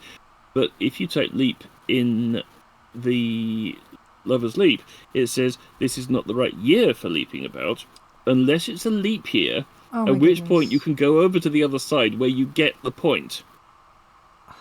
It's ridiculous. But yes, it's the last lousy point. It was a thing people did. Oh yeah, I'm so sorry. I should change the game category. Yeah. That's a good point. I will change the game hold on. Press the wrong button. Game category, I will change. No, come back, Abby. Okay. Game category, I will change to Denarius, Avaricius, Sextus, which does have a game category on Switch. 1.4k followers of Denarius, Avaricius, Sextus. More than many games, more than Cosmos Cosmic Adventure. And really? Other things. Gosh, yes. I didn't realize. Yes. Fantastic. I'll have to go and look. Okay, so sorry, thanks for reminding me to change the tag. Okay, yeah, Cheesewood says, well, since you mentioned it for me, I'd fought all the lions, only struck the ones that were charging at me for double points. Okay, I didn't get the double points. Okay, maybe that was where I lost. The last lion got me because I was a fool. Okay, wonderful. Okay, so let's see this. I know this door. We can't open this door here. No way. That door leads through to the slaves' quarters, and you've just had a row with Wincelus, the cook. He and Crapulus wanted to put their initials on the door, but you didn't let them. Yes. So this is something I think it's chat figured out. WC would have said water closet. Yes. It was not a very funny joke now, but at the time it was funny because toilet humor. Wincelus. So. The name. Wine cellars. Wine cellars, of course. Wine cellar where Crapulus gets the wine. Okay. Yes. Okay, very good. And doesn't actually come into the game at all. Other than that, I don't think we even drew a sprite for it. But, all right. Yeah. Okay, so I have just noticed that it is almost 2:30, and I should probably be getting to bed. Of course. But yeah. See if I can save the game here then. Okay. Let's see. This thing with the stepping stones was a real thing, by the way. That that it was set up. Have you ever seen that meme that went around about how the space shuttle, the size of the boosters on the space shuttle is determined by the width of a horse? You ever see that? No. All right, I've seen it like a meme that got shared around a few times. That I don't actually know if it's true, but it's relevant to this. That in ancient Rome, you had goods and so on and carriages, and they were pulled along by horses. And in this case, there were stepping stones where you could get across the street because the street was really dirty because the horses, they crap everywhere. And there was a standard width for the wheels of a cart, so that it fit through the stepping stones. The wheels went through. Right. And you often see Roman roads with the if you look at them with the grooves going down the middle because all the cars have to be this size. And when there's not stepping stones, even they're all running down it and it grooves. And eventually they can't not go down that way because it's basically like a trolley bus, going along. And because of that, the influence of that particular gauge has carried on for ages, and it was used on carts in mining and so on. And because of that, that's why standard gauge for railways is this width. At least, so the meme says. It may well be true. That the standard gauge of rails on a railroad is that width, and the boosters for the space shuttle have to be able to be carried by rail down to Cape Canaveral. Okay, yes. And so they can't be wider than a particular width. So, the boosters on the space shuttle, the width of them is determined by the width of a horse. Allegedly, and but it's relevant with the what do you call it? Stepping stones. Yeah, the stepping stones. These there. Very stepping stones. This is Yes. Yeah. This is all from books. I hadn't ever visited Italy at this point, and it was just from what I'd read. That's so, anyway. Amazing, and I love that. That's a wonderful detail, and that very topical because considering where we are at this screen. But I know that yes, you are in the UK. It is very late for you, and I thank you so much for staying on. Yeah. We can always pick this up. Kind of a night owl anyway, but I'm usually up at 1 o'clock, but 2:30 is probably. I'm probably just thinking about going to bed. Of course. I'm not doing anything tomorrow, but But we hopefully can revisit this at some point. This was a really good start. I do hope so. This is fascinating. Yeah. Marnanel, thank you so much for joining me tonight. Happy Crimson Tuesday. Thank you. This is, I cannot wait to pick this up at some point with you, and we'll get through this, and maybe we'll get 150 points. I'm certainly looking forward to it. We'll see. Okay, hold on. Let me get it. To talk to you. Lovely to talk to you as well. Have a good night. All right. Take care then. Take care. Bye. Bye. Bye. If I find the button. That was wonderful. Wonderful to have Marnanel here, and hopefully have her on at a later date. We barely scratched the surface of this game. We had so much background to get through, and she's fascinating, brilliant person, so there's just, and full of amazing stories. I'm glad that we got to hear a lot of those stories, and this is something that I've really felt strongly about, especially after going to GDC and meeting Frank Cifaldi, who runs that Video Game History Foundation. I love hearing these stories. They're important stories to hear, and you're not going to get a lot of these stories unless you seek them out, right? And Marnanel was wonderful enough to actually seek me out and connect with me on Facebook, and was interested in talking about the game, was open to that. So Marnanel, thank you so much for taking the time to spend explaining this to us. This has been illuminating. It really enhances my appreciation of what it took to make a game. I mean, she was barely a teenager. She made her own graphics program, right? I mean, come on. There's so much respect and admiration for Marnanel and for other devs at this time where it was not as easy as I have it and our current, as hard as it is now to make games, it was harder back then. I think we can all agree. Maybe not. Maybe that's debatable. Yes, Marnanel, thank you so much again. Okay, so we're gonna leave off on this for now. Yeah, the stepping stones are put there for us to use. Exactly, perfect. But we're not ending the night tonight. We are going to get into some pixel art. I'm going to be working on. Actually, let's go into Big Julia mode. Alt tab. Yeah, let's get into. Oh, where am I? Oh, where's my screen? Give me a second. You know what? I know what happened. Okay. We're going to have to we're going to have to figure this out. There I am. We're going to have to just kind of do this tonight because I don't want to restart the stream. This is Discord. We're talking on Discord. So this is what it's going to look like today. I have a few fun things to share before we get into the pixel art, and after that we will play some Pantmo. It's been a while since we played some Pantmo, and then at around 10:45 or 11 or so, we're going to play some more Earthrise, which I'm very excited about. All right, so let's catch up on some of the chat. Fractal Mind Mike, so wonderful to see you. The shout-outs, of course. Sorry, I was very preoccupied listening and wanted to ask questions and everything. Let's give a shout out. I don't know if Bill Bull is still here, but Bill Bull, thank you so much for the raid. And yeah, thanks to Bill Bull, this all happened. So I'm going to give Bill Bull first a shout out. Oh no, where'd I go? Uh-oh. Where did I go? Give me a second. Oh, I'm in a call for myself. Oh, dismiss message. Okay. Let's, where's that call? I guess guess that stopped working. But I'm still here, so that's the important part. Let me see if I can get my camera going again. Let's quit Discord. And let's try to start another video capture device. Yeah, it was a bit of a thing getting this all going. So I'm really pleased that that worked smoothly. It's been so long since I've had a guest that it's I forgot how to do it. Okay. Come on. Okay, here we go. Okay, here I am. Okay. That's fine. That's fine. Okay. Okay. So. Yeah, exactly. It's fine. Ship it. Okay.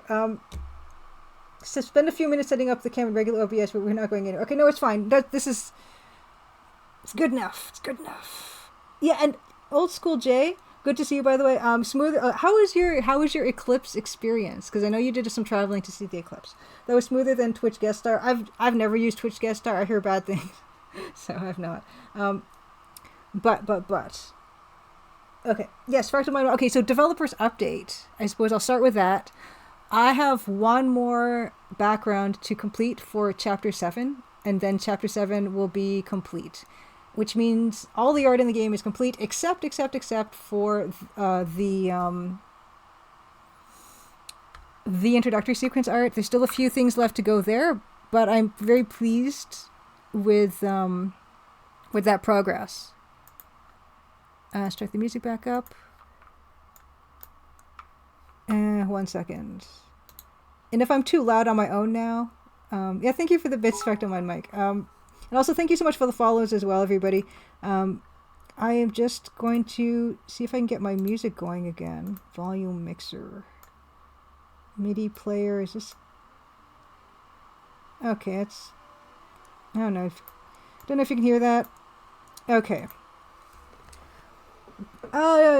Giselle, happy Crimson Tuesday. Yeah, we're just getting ourselves reoriented from the wonderful talk we had with Marnanel Thurman, Denarius, Avaricius, Sextus. Oh, thank you, Fractal Mind Mike, for gifting this up. Oh, see, this is now on top of everything, and it shouldn't be. Let's move that down. Okay.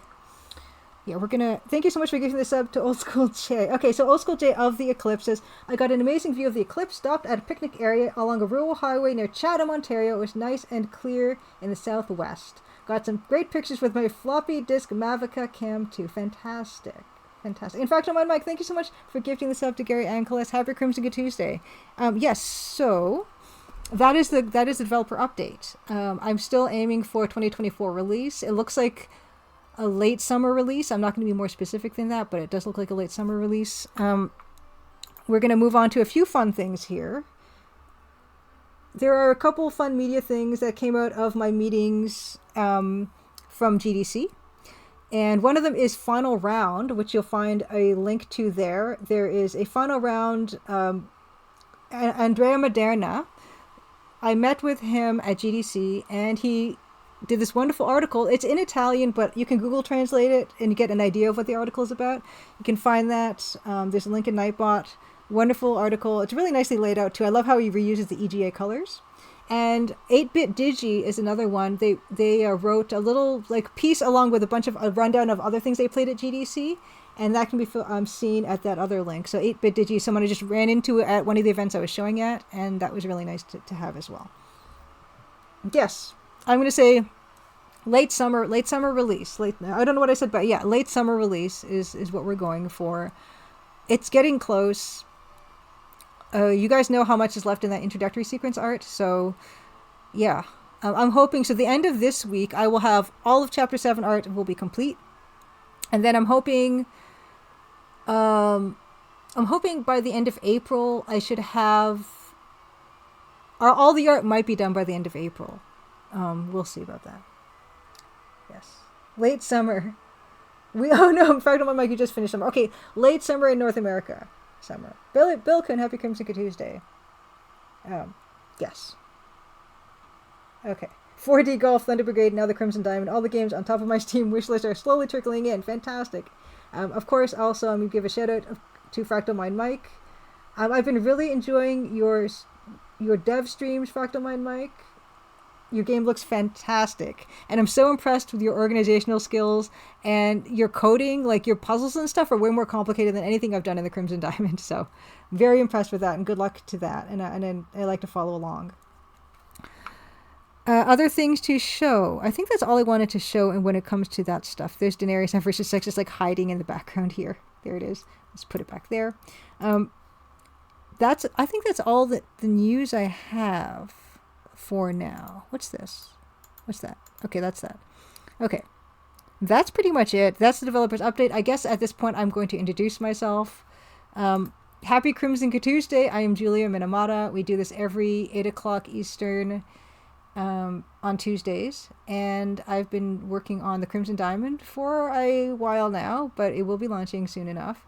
It is a cozy mystery adventure game. There is a trailer that I'm going to show now. Judith Butler's Lover, JBL, I don't know if you're still here, but I'm going to run the trailer now. We're going to get into some artwork for the intro sequence and then play more games later on. So here we go. Let me turn this music off. Happy Crimson Tuesday to everyone. Crimson, Ontario was once a prosperous, lively mining town. But that was a long time ago. Now it's quiet, nearly deserted, and some folks aim to keep it that way. Nancy Maple is an aspiring mineralogist assigned to follow the trail of a dazzling diamond. An intriguing cast of characters has converged under one roof, each meaning to get their own way. Or else. Will Nancy untangle the mysteries and machinations before it's too late? Will the sleepy town of Crimson shine once more? Find out in The Crimson Diamond, an upcoming adventure game by Julia Minamata. The Crimson Diamond demo is available on Steam and itch.io for Windows PC and Mac OS. Okie dokie. That reminds me. So this necklace that I've got, this one, I mentioned that I bought a garnet, and there it is. So this is the garnet that I bought myself, and I set it in a setting. I bought the two pieces separately. There it is. This is the garnet I bought. It's about a carat size, so about 7mm diameter garnet. This I bought myself as a treat and a reward for reaching 10,000 wish lists on Steam, which happened, I guess, last month. And I did want to treat myself with a garnet, which was significant geologically because Crimson, Ontario is supposed to be a garnet mining town. So there we go. It's an Amandine garnet, and I love it. And the other day, you guys humored me by letting me show you multiple pictures of close-ups of it that I took through my loop and with the aid of my iPhone. So, oh yes, category. We're going to set the category to, I don't know if I should do game development or art. I usually do art, but let's try game development. Is that a thing? Game development? Oh, development? Software and game development?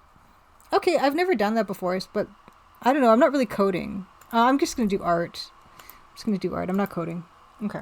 Oh, Fractal My Mike. Holy cow. Thank you for gifting the subs. We've got one for Killick69, Rainick994, and Obpur. Thank you, Fractal My Mike. You're amazing. Thank you. I'm also going to give shout out to Old School J, and who's another fantastic streamer. So many wonderful streamers. Your Robot Spacer as well is a favorite of mine too. I gotta copy and paste this to my Photoshop screen. Give me a second. Sorry. I'm sorry that you guys have to see this part. I'm just gonna put that over here, like so. And I have to start my Photoshop. I had to restart my whole computer. Okay, start Photoshop up. Thank you. Yeah, thank you for helping me celebrate the 10,000 wish list milestone. Oh, and Cosmic Void is here. And Cosmic Void, you always remind me to post modern EGA text parser adventure game creators. There are a few of us. Cosmic Void is one of them. Made 3 Tachyon Dreams games and is releasing a Tachyon Dreams anthology this summer. Dave is making Fortune and Glory. Also Twitches. Also streams on Twitch game development at DEIVORE on Twitch. Kinney Games is making Signal and Echo. Iris is missing. KINIgames.com. Mousemas, remade enclosure with like a 3D looking engine. You can find that at MAUSIMUS on itch.io as well, making his first original game, Escape from Castle Matsumoto. And Snail Track is made by Phil Fortier. You can find that at snailtrack.com, and Slat Studio is making Betrayed Alliance 2 and remaking Betrayed Alliance 1. You can find that at rjslattery, SLATTERY.com/betrayed-alliance. And I'm just going to open up my files, and then I will give you Photoshop view, but one moment please. I have to get there. Yeah, it's always a bit of a scramble trying to get all the technical issues worked through when there's a guest on, because I love having guests on, but then again I do it so rarely that I forget how to do it, which is a problem. Oh yes. Oh, Grindeslav has another Trader Joe's product to recommend next time I visit the US. Of course, the first product recommendation is the Trader Joe's dark chocolate peanut butter cups. I am all ears, Grindeslav. Let us know what the next one is. Okay, so you should. Oh, I gotta turn the music back on. Okay, and then you should see Photoshop. Yes, you do. Okay, you see Photoshop now. Okay. Let's see, trying to catch up a little bit. Okay. Oh, some background about Trader Joe's from Facto Mind Mike. Trader Joe's is an American chain of grocery stores headquartered in Monrovia, California. The chain has 571 stores across the United States. The first Trader Joe's store was opened in 1967 by founder Joe Coulombe in Pasadena, California. Oh yeah, Cosmic Void, we were celebrating, my garnet necklace I bought was to celebrate the 10,000 wish list milestone that I finally reached at long last. Okie dokie. So this is where we left off with this train interior. Yes, Robot Spacer also loves the dark chocolate peanut butter cups. And speaking of, Robot Spacer, one of my favorite streamers, has been streaming Maupiti Island, which might be the most difficult game, maybe not ever made, but one of the most difficult adventure games ever made. And I've been very much enjoying the VODs on that Robot Spacer. And I know you're taking a week off, so that's good. Well-deserved week off. Okay, Grindeslav is recommending from Trader Joe's. They make their own Fig Newtons, and they're amazing. They taste better than Fig Newtons. I'm not super crazy about Fig Newtons, but I like them well enough. I'm open to that. Oh yeah, also Nightbot just put up my links. You can find more information about my game at thecrimsondiamond.com and wishlist it on Steam. Okay. Fractal Mind Mike wants to know what a Fig Newton is, which is a very strangely hard question to answer. It's like a crumbly cookie that's got fig in it. Okay, basically, yeah, what I said. Yeah, soft cookie with fig in the center. It's kind of sweet. But yeah, actually, come to think of it, I kind of feel like having one now. They have not made it across the pond, the big pond. Okay. Here is where we left off with this. The primary reference for this, of course, is this picture from 1908 of the interior of Union Station in Toronto, which is still the main transit hub of the city. And yeah, I'm liking how it's looking so far. We're kind of eyeballing these archways. And I might actually have to break down and use actual ellipses on it, because the freehanding just doesn't seem to be working. But they're a good guide. So let's start off with arches. Oh, and I need the EGA palette, of course. Like a more palatable Isaac Newton fig. I like figs. I like fresh figs, but they're expensive. Oh wow, Fig Newtons you thought used to be British. I wonder where they're from. Yes, Isaac Newton invented them at Oxford. No, Edmund Detour. By the way, happy Crimson Tuesday as well, Edmund Detour. Okay, we're gonna start making ellipses and we'll see how far we get with this. And then after that, we'll probably try to obscure more of this geometry with stuff. Like, there are all these huge trolleys. Actually, Yeah, maybe I will have some trolleys full of bags and stuff. Ambersine, happy Crimson Tuesday. Thanks so much for the sub. Oh, I heard about that, Cosmic Void, about the wasp babies in figs, about how in order to pollinate figs, the wasps have to crawl in and die inside the fig. Yeah, I forgot about that. Ugh, thanks for reminding everyone about that. Okay, Bilkin says, Fig Newtons are great, they're expensive, so lately I usually go for the cheap Syrian knockoff. Here is an American commercial. Oh my, what? No, Old School J says, I've picked up figs off a tree before and they buzzed. Oh. No, that's not right. That's not right. Saints preserve us. And that reminds me of the fact that I did swears on stream tonight. It's fine. It's just funny. Okay, 1 pixel. Okay, so you took the incorrect figs.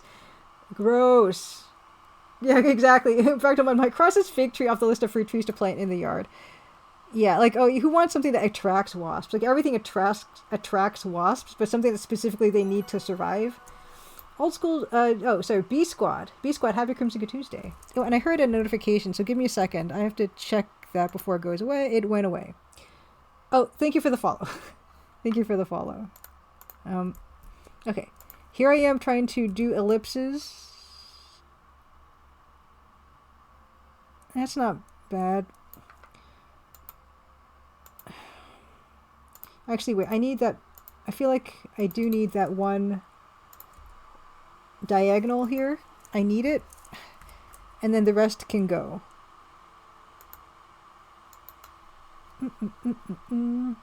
Actually, those ones are good guides too. Okay.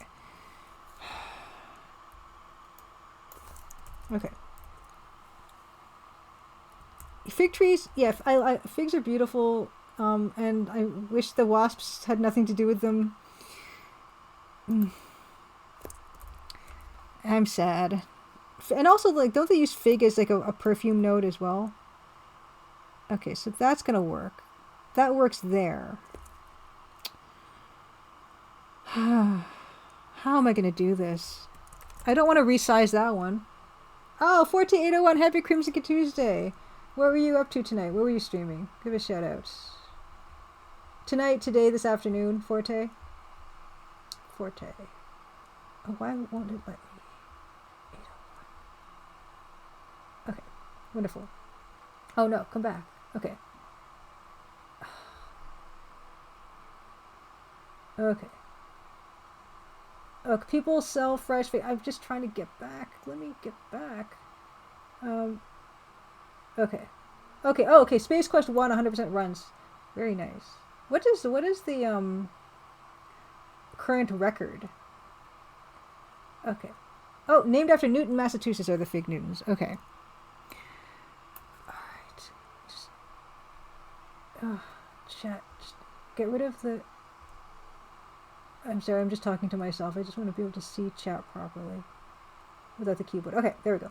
Old School J says, people sell fresh figs by the side of the road in egg crates, usually for way less than the grocery stores do. Never had a wasp incident in one. I wonder how you, like, do they just put them up to their ear when they pick them?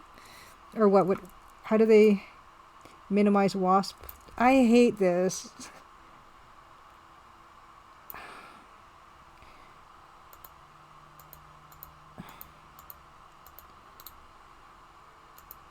I just want to eyeball it, but I don't think I can. Okay, that kind of works. Next.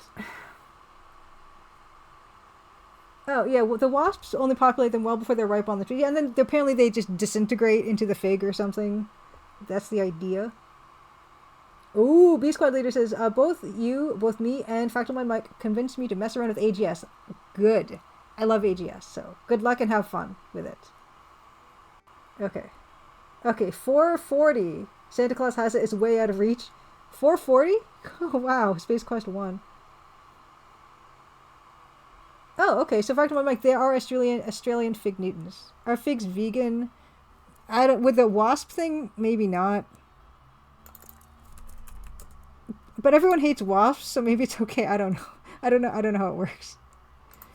Arch 3. Ugh. No food is truly vegan. We want to get into that discussion. I don't.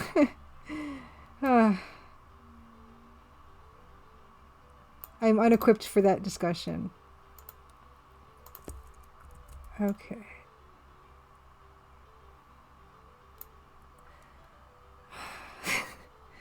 I don't like any aspect of this. Okay, that's fine. Okay, let's try to make bigger ones. Arch 4.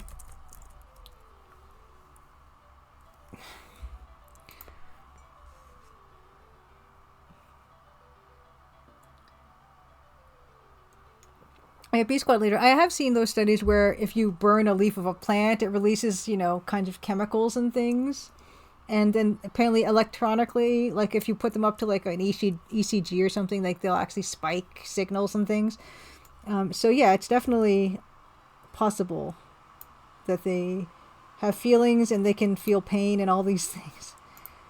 Yeah.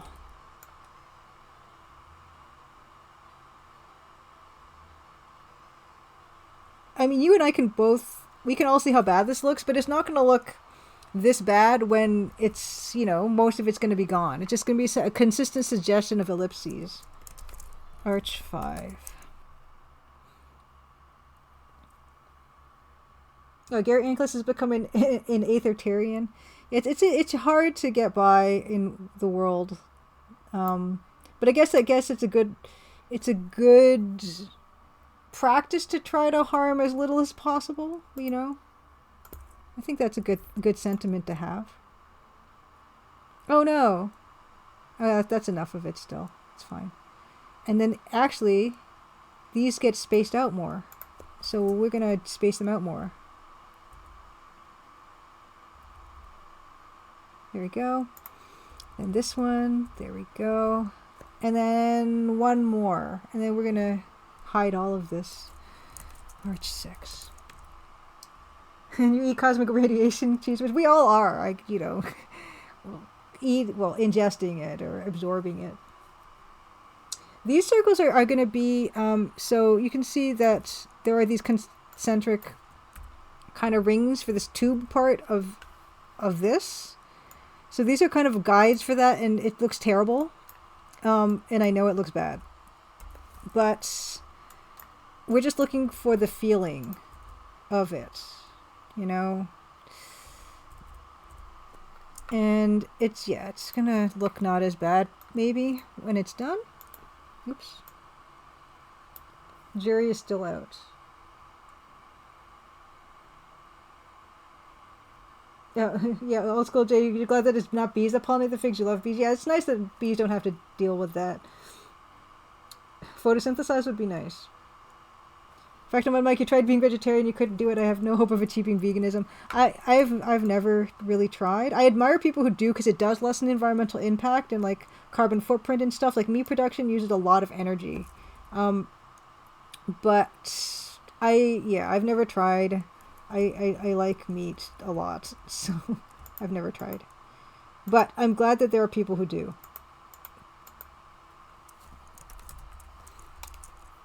I'm going to do this and this. I might, I'm starting to think I might just end up not using this. I can see that happening.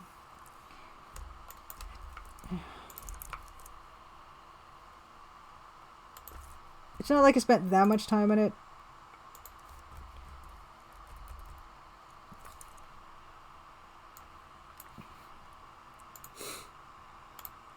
Hide all. Okay. Oh, okay, yes, and Bilkin says Newton, of course, is an abbreviation of New Town. Any place that ends in ton means it's an English name, short for town. Steelton and Please Quest. Evidently, there's a lot of steel made there. We have a steel town in Ontario. It's called Sudbury. Pittsburgh.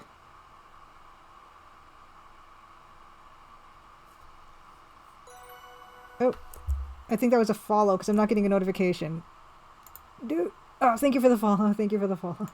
I like to thank people for things, but I also don't, and I don't like to miss it. Yeah, I try not to waste as well, Dio Loco. I try to be careful of that. So, let us try this. Let us carefully try this.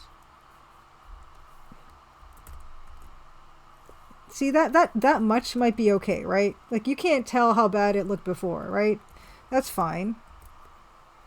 It works. Okay.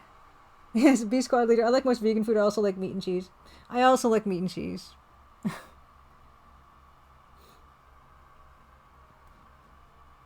Yeah, I always thought Berg was like mountain or iceberg. Berg is in town. Like Bilkin says this, and William Pitt is Pittsburgh. Oh no! Oh, sorry. Whiskey Tango Foxtrot. Sudbury's nickel, not steel. Hamilton is steel. Oh, forgive me. Yeah, you're right. Sudbury's nickel. That's why I paused. They actually have the big nickel and everything too. Yeah, my mistake.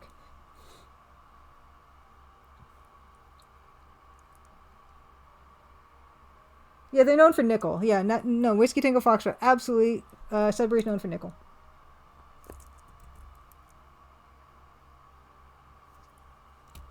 Gary Ankles also tried vegan.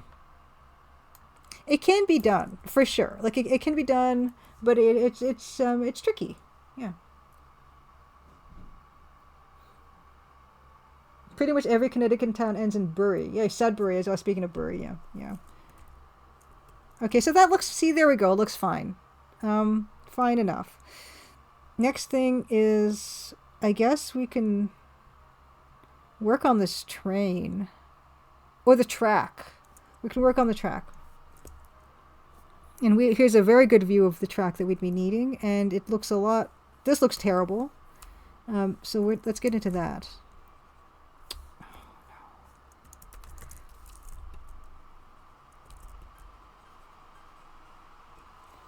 Okay. Yes, yeah, the giant nickel, as in coin, is one of their major landmarks. Yes. Okay, Bilkins says the suffix bury derives from the Anglo-Saxon bur, which means a fort or a fortified place. I guess it's related to Berg, yeah. Sudbury as well, Cheese Whiz. You know about the Sudbury, the nickel. Is that still active? The mines, are they still going in Sudbury?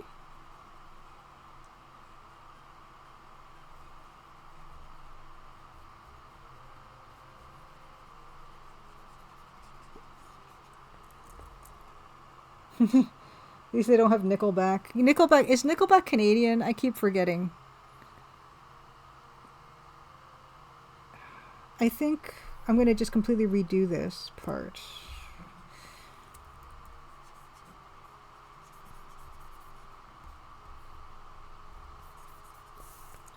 Oh, they are? I'm so sorry. I don't even know. They're fine, aren't they? Nickelback?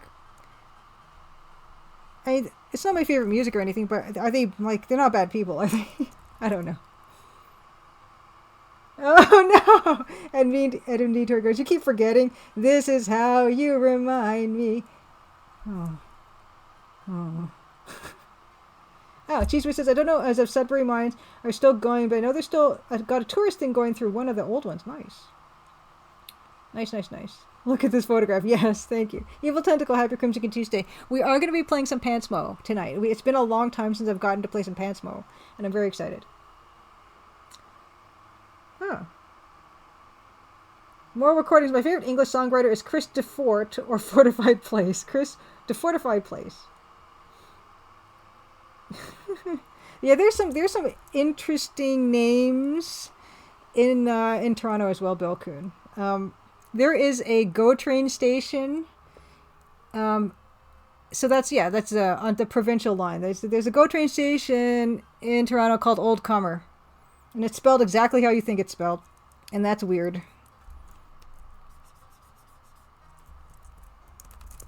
Okay, so let's get into this. Yay, we're gonna definitely do Pantmo. Yes. The triumphant return of Pantmo. We need to keep him in the public eye so people don't forget how good he looks in clothes.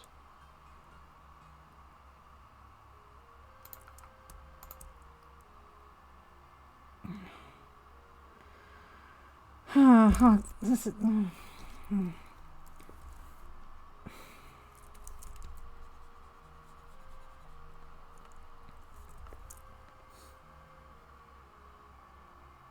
Oh, okay. Whiskey Tango Foxtrot. Here's a Sudbury update.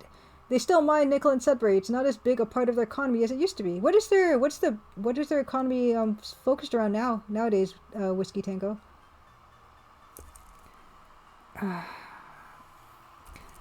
Look at these rail tracks.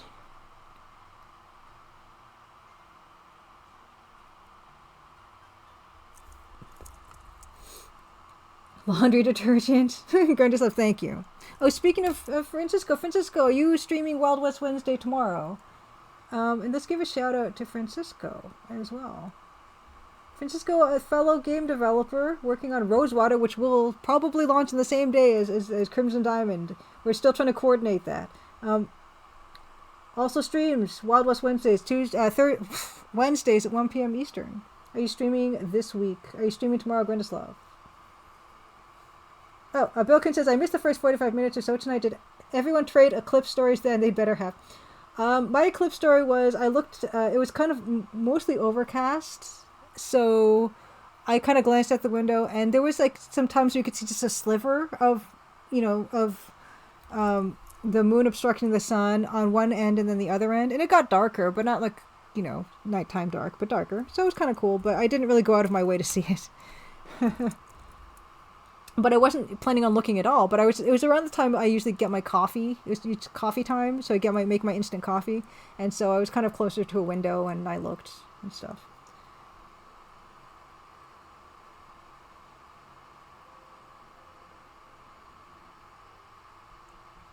Cheesewood says, "Oh, they must still be mining every now and then. Very rarely, I feel and hear a small rumble, and it's not always surface blasting."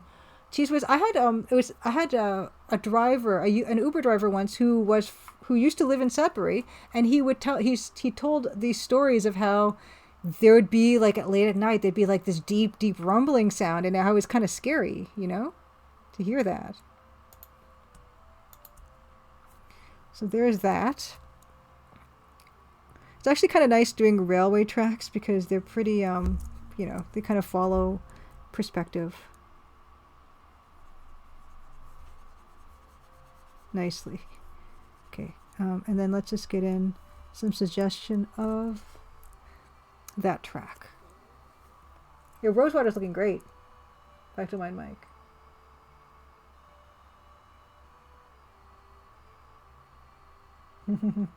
Gary Incolas thoughts, I'll get a Garden or Impossible or Beyond Burger at a restaurant when they've got the option, but it doesn't taste that great, and I don't know if I'm getting the proper nutrition, etc. I like meat a lot, though. Sorry for writing an essay here. If a place is serving meat, then I don't want to be special. I'll eat what they've got. I like meat, too.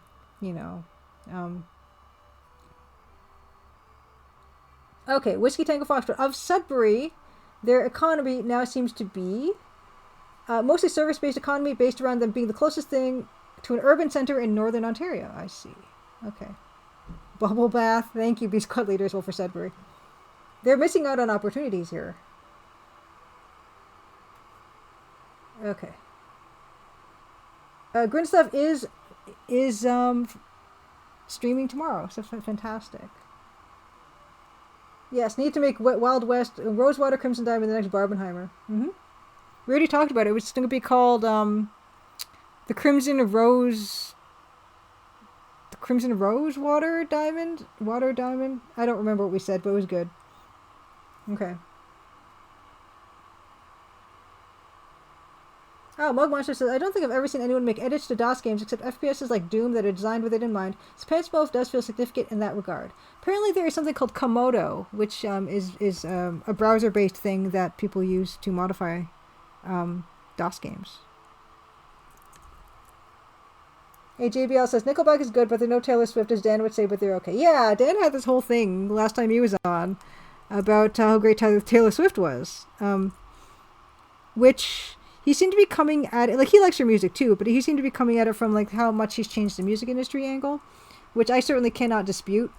I can also, like I said on that stream, I don't like any of her music, and that's not, like, me trying to not like it, it doesn't stick, that's it. Like, I don't hate it or anything, it just doesn't stick.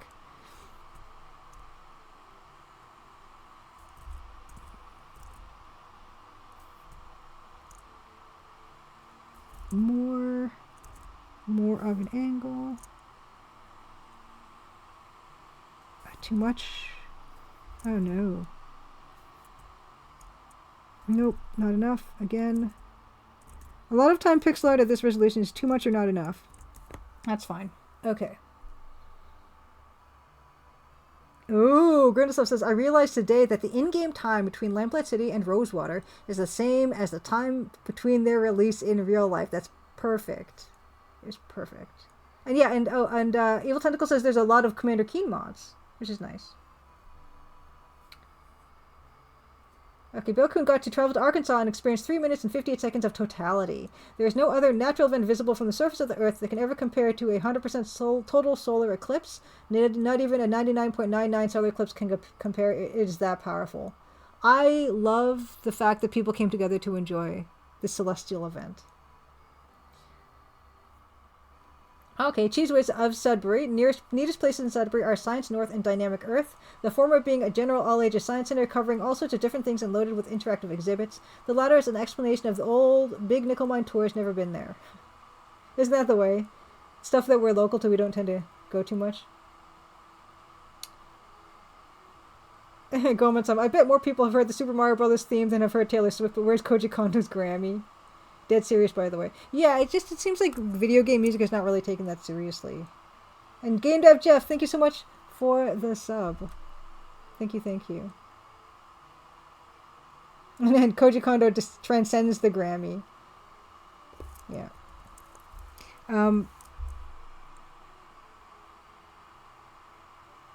Okay, that seems good enough. The main element in this is the train. Let's see how big Nancy is. I do put a Nancy in for scale. But I think this is too far in the frame. I'm going to probably put the door here. Because this is too far at the bottom of the frame. It just looks... well, we don't see her getting out. So maybe it's okay, because then she would have walked this way, and then she would have walked that way. So, maybe it's fine. But yes, here's the train that's currently in the game already, so that's going to be my reference point for this train that I'm about to make. So we're going to concentrate on that next. And yeah, I don't know how much detail I'm going to go into in the rest of this scene. Geez whiz, the only thing that would be better than a total eclipse is one that is followed by a rise of the Demon Lord. Ooh, 15th total solar eclipse. An astronomer came with us on the plane. Wow. Oh, Bug Monster says, honestly, some of my favorite music comes from games both retro and modern. Oh, B-Squad Leader says Koji Kondo was nominated for 2 BAFTAs. Oh, that's very nice. That reminds me. I was lurking in Macau 45 stream, and he was playing something, or like playing the music from a game called Cyber City or something. And it had the best music I've almost ever heard from a video game. It was amazing. I forget what was it called? Cyber City Blues? Or Cyber City... I don't remember. It was so good.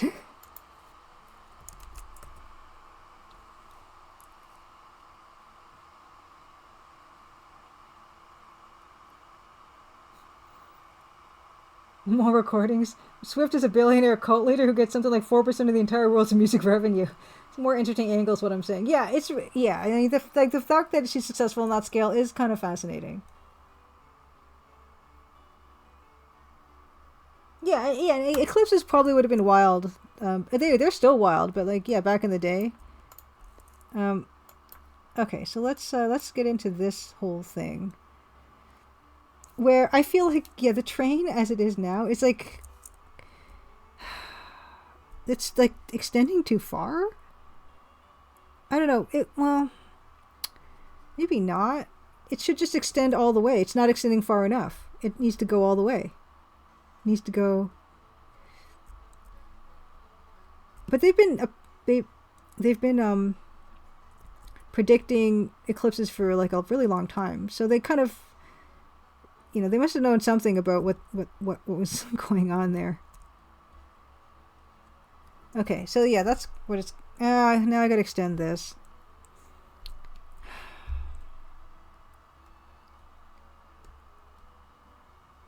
Yeah. Let's redraw those. And because my layer discipline was bad, we're just going to completely go in and just do that. Redraw them. It just makes it easier. Just to make it extend all the way through. Okay. Yeah, Mug Monster said, there's also the memes of a Taylor Swift over-relying on her private jet. That's another thing. If you're like the average person versus like the super, super rich people, apparently, and also industry, they account for like the vast majority of like environmental impact. Like people going around on their private jets and everything. Of course, that doesn't mean that the rest of us can't do our best to minimize our environmental impact. But I'm not. There are other things that make far more of an impact that policy changes could, mitigate. Oh, cool. Beta Human took a day trip to Hamilton to see the eclipse. Nice. Granislav says, NYC will be in the path of totality in 2079. So if I live to be 97 and still live here, I'll get to see it. Goals.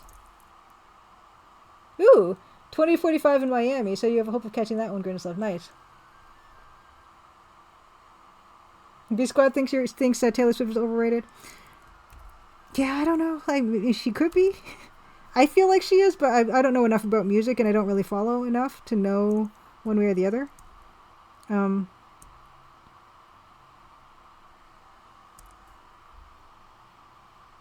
But if she can make some positive changes to the music industry, I think that's fantastic, and I hope that she does.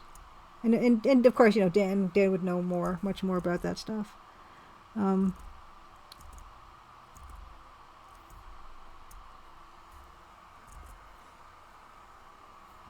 Ooh, 2026 in Spain, Edmund Detour says, for another total solar eclipse.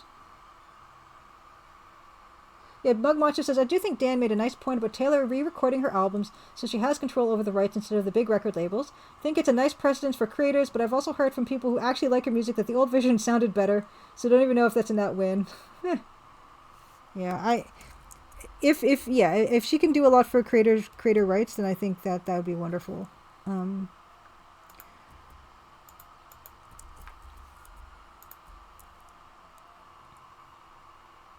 And I do like the fact that, she's like a 33-year-old woman who's out there living her best life. I do like that about her, too. Okay,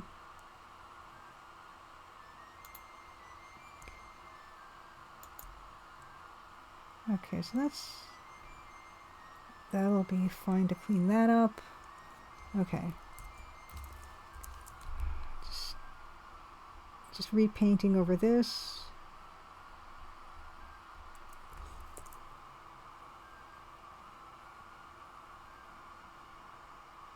Australia 2028. In fact, I'm like, everything old is always better.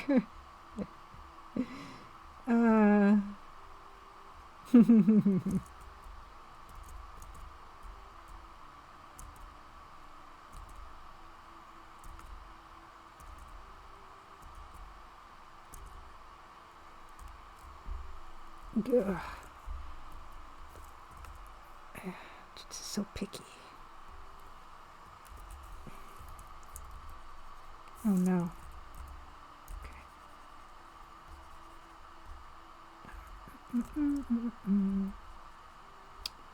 Let's just correct all. Oop, nope, we did want that.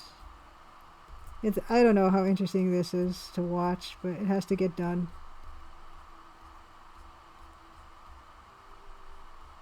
Ooh, and then I can...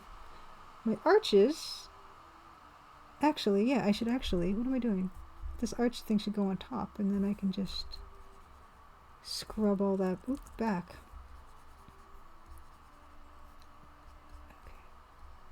Okay. Cool. Okay. Tauiji, happy Crimson Tuesday. Been lurking during D&D, but now we finished and I can say hi. Yay! Good to see you. Fellow Torontonian. Did you do Eclipse stuff, Tuigia? Did you see the Eclipse stuff? Shout out to Tuigia. Awesome streamer. I was so... I don't know if you... I think I told you already, Tuigia. I was so excited when I saw Alter Ego on the floor of GDC. As soon as I saw that, I thought of you. Tuija, amazing streamer. You've been playing Quest for Glory stuff that I saw. Yeah. You played the EGA version, and then you're playing the VGA remakes. And I guess my question, beyond the obvious of like the graphics, is what are some big differences to you? And I guess the interface as well. I mean, did they change anything else? I mean, that's a lot, but what is the big difference between those two versions besides the text interface and graphics?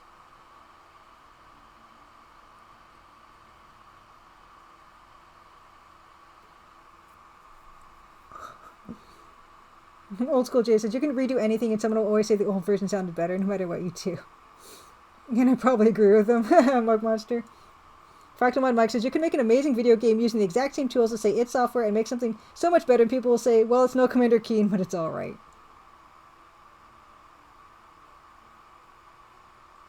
Yeah, more recordings of Taylor Swift. Really, the thing that annoys me are articles that infer she's some kind of force of good. She has more power and money than anyone on Earth could ever need, and she's chosen not to make a stand on anything. That's kind of something I don't think any of us can really relate to. I think that's the simple way of putting it. Although I think very minorly she's encouraged people to vote, which is, it should not be a political statement. That's a pretty apolitical statement to make, but apparently it's a political statement nowadays. We don't need to get into it.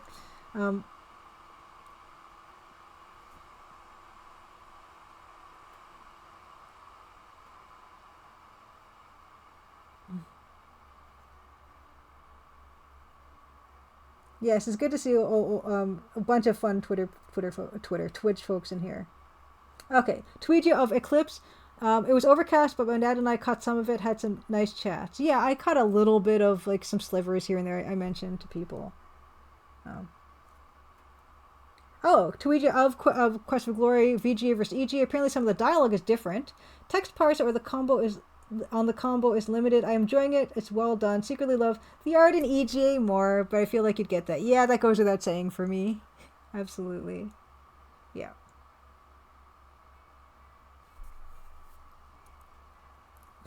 Cypress T, happy Crimson Tuesday. Is there gaming on the docket tonight? There is, and actually that's good that you're reminding me, Cypress T, because I am planning on getting some Pantmo going, and I'm also planning on playing some Earthrise. But where's my Earthrise stuff? Hold on, let me get my Earthrise map going.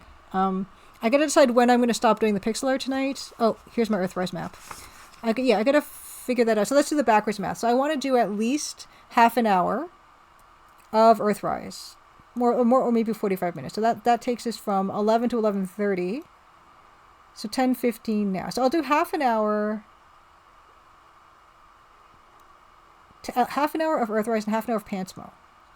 So that's going to be, half an hour is 11:30 to 11 to 10. Okay, 15 more minutes of pixel art, and then we're going to go into Pantmo for half an hour, and then half an hour of Earthrise. Or longer, if depending on what I'm feeling like. Okay. Ooh, Old School J, who just went downstairs and came back with some dried figs just saying, oh, check them for wasps. Okay.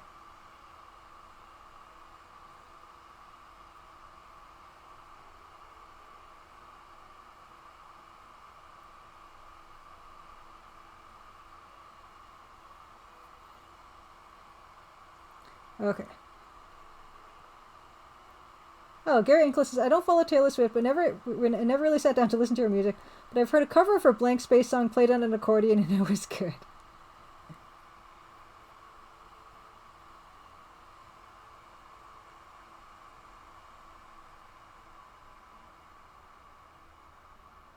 Oh, Tuija says, some people have been more vocal, but disliking this version, so I don't want to give them more fuel. I see. Oh, EGA forever. EGA forever. Okay. Yeah, I've been mostly watching. I watched the Eclipse stuff, just footage on the news, because it was just better footage than what I could have really had here. So that's the first line, and then the next line is going to be, I gotta get just rid of all this. Just get rid of all that.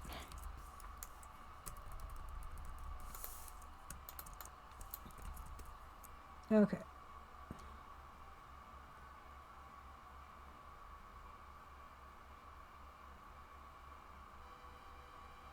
Merc Monster, you don't know why Taylor's is popular. I don't understand it either. And there are a bunch of older women more groundbreaking, and also people who are better singers, like Lady Gaga, and more provocative, like Madonna. In the 80s, Carly Rae Jepsen, you like her music better. Yeah, there's plenty of female artists I like better than Taylor Swift. Although I was never really crazy about Beyonce either. I liked Rihanna the most out of the people that Dan mentioned, but yeah, I'm not crazy about any of them, but, that's just me. Eating with nowhere near the eclipse with good coverage, but watching NASA coverage was fun. Yes. A celebration of science and astronomy. Exactly, that's the best part about it. Ooh, Old School Jay got his eclipse glasses from Ontario Telescope Supply. That's another thing. I was kind of like, I don't want to go blind, and I wouldn't trust, supply from just anywhere. Okay, so I need to make a line for these windows. Okay, and the color is going to be brown for now because it just separates it from the ellipse arches thing, but I will probably change that later too.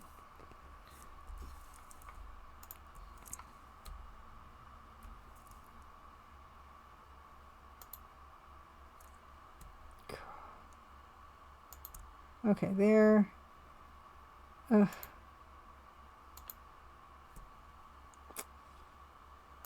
no, too much.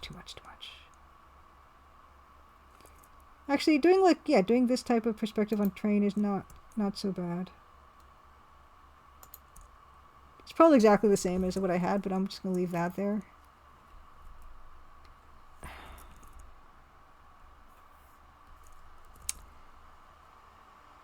Oh, right.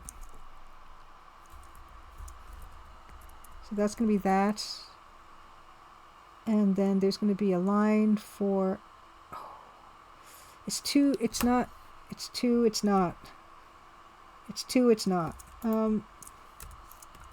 down there. So let's fix that.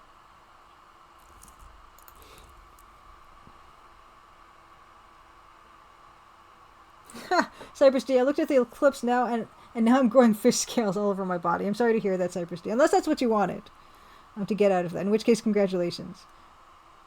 Tuija says, I'm pretty ambivalent about Taylor Swift, but I will passionately defend her if people choose to be haters for silly reasons. She's cool, people like her, I like other things. Yeah, exactly, Tuija.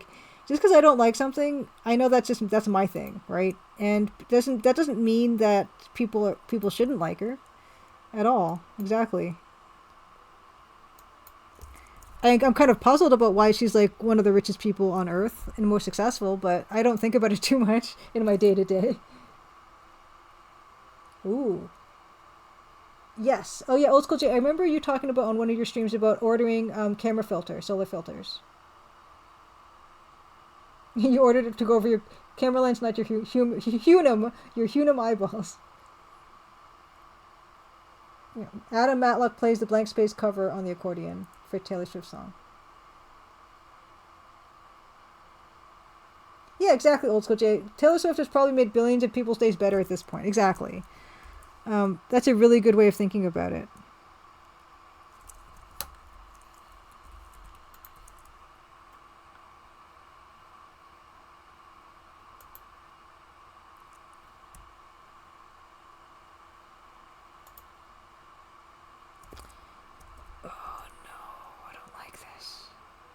It's like a pixel there, so of course it'd only be a pixel here too.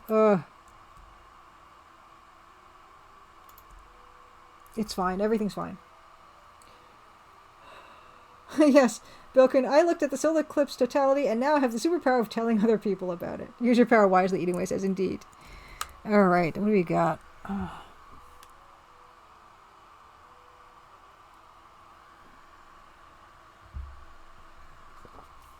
In case you're just joining us now, the first part of the evening, we were speaking to Marnanel Thurman about her involvement in the development of Denarius, Avaricius, Sextus. And I'm really excited to put that up on YouTube for those who missed it, because it's a really good conversation with a lot of good detail. We just started playing the game, actually, so if you were to start from whenever we arrange that next, then you won't really have missed us talking about Denarius. But we talked a lot about how she got from from 6 years old when she started programming her first game to the ripe old age of 14 when she started developing Denarius.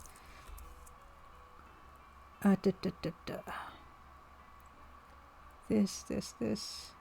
Okay. The next line I want to do. Okay, the ending part is kind of throwing me off. I'm not seeing the ending for this shot, so I'm going to just get rid of that. Next line I want to do is going to be windows, because this part actually is not going to be that color anymore. This part is going to be the red.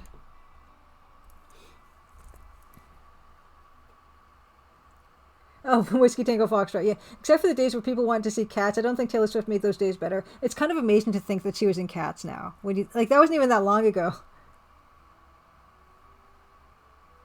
Bill Coon's asking how is Taylor Swift related to Cats? She was in that movie Cats, that with the CGI fursuits on them, which I forgot about, right? But it's what, 3 years ago? How long ago is Cats now? It's kind of amazing how fast things move. We're genetically related to cats, JBL. Yeah, I mean, somewhere along the line, I suppose. Whiskey Tango. Okay, Tawija says, except she has cats, and I know this because it's one of the things I like about her. Oh, she's a cat person. Nice. One is named Detective Olivia Benson from Law & Order. Okay, I kind of love that. Yeah, I've never seen that movie Cats, but I've enjoyed a lot of media discussing cats. Two of my favorites are Lindsay Ellis talking about cats. Wasn't Lindsay Ellis talking about cats? And then Dan Olson of Foldable Humans also talked about cats. And that was a lot of enjoyment that I got from cats. You might not have recognized her under all that cat. Yeah, I love a good terrible idea executed. Yes. There is that Reddit the thread or group or whatever. It's what is it? Bad idea, awful idea, but excellent execution or something. That's a good one.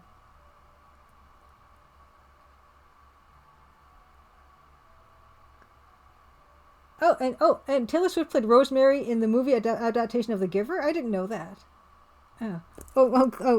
Terry, I'm glad you're liking the process, because most of my process so far is just reading chat, because everyone is so fascinating and tells me interesting things. Actually, I should actually change this to the light red for now. It's just easier to see, and then I can change it later. Oh, no way! So, Cats was 5 years ago. JBL, have a wonderful evening. Happy Crimson Tuesday, and I'm glad you got to see the trailer. Have a wonderful night and a good rest. Rocky Rose, happy Crimson Tuesday. Good to see you, Rocky Rose. Thank you so much for the raid. Rocky Rose is a streamer. Streams Minecraft a lot of the time, but also is maybe streaming at some point the Crimson Diamond demo, which, yeah, I'd love to see that. And yes, it's just wonderful to see you, and I hope your evening, afternoon has gone well so far. TB at Honey Buns. Hey, happy Crimson Tuesday. Good to see you. We're just about actually, I'm gonna just have to redo this whole thing, aren't I? We're just about finished the pixel art part of the night, but we're not going to be ending off for a while yet. We're actually going to be moving on to Pantmo. Pantmo in 4 minutes. Pantmo is happening in 4 minutes. But right now I am trying to figure out just get rid of all of it. I'm trying to figure out this train station asset thingy for the intro. Yay! Okay, Rocky Race, I'm going to do the Crimson Diamond sometime this week. I'll get my dad to message you when. Thank you. Yeah, I will try my best to be there for that. I can't make any promises, but I will try my best to be there for that. Yeah, B Squad leader. 2020, 2022 Kansas 1 year. Yeah, Mug Monster. Lewis Laurie. Yeah, The Giver book was really good. I did like it. Lewis Laurie's a really good writer. But yeah, I never didn't see them. Did I see the movie? Now I can't even tell you. So that's how little of an impact the movie made on me. Speaking of not making an impact on you. Oh yay! Hi to your dad, Rocky Rose. Thank you so much. Yeah, it was. I met your dad at the GDC event. I can't remember which event because that was a very busy time. But yes, and he told me all about your streaming and everything. So thank you. Hi. Yeah, let's see about these windows. I can make them a different color now. Ooh, I'm missing a pixel there. That won't do. That won't do. Okay. And then I'm gonna have to split these up into cars and stuff, but we're not there yet. Lurk. Okay. Very good. Very good. Yes, I do my fair share of lurking. I've been lurking in Macaw's channel. I've been lurking in Copert's channel as well. Copert was playing a game that also had amazing music. Oh no, that's a horizontal line. Oh no. No, that's not going to work at all. We can't have that. We can't have that. We might actually have to...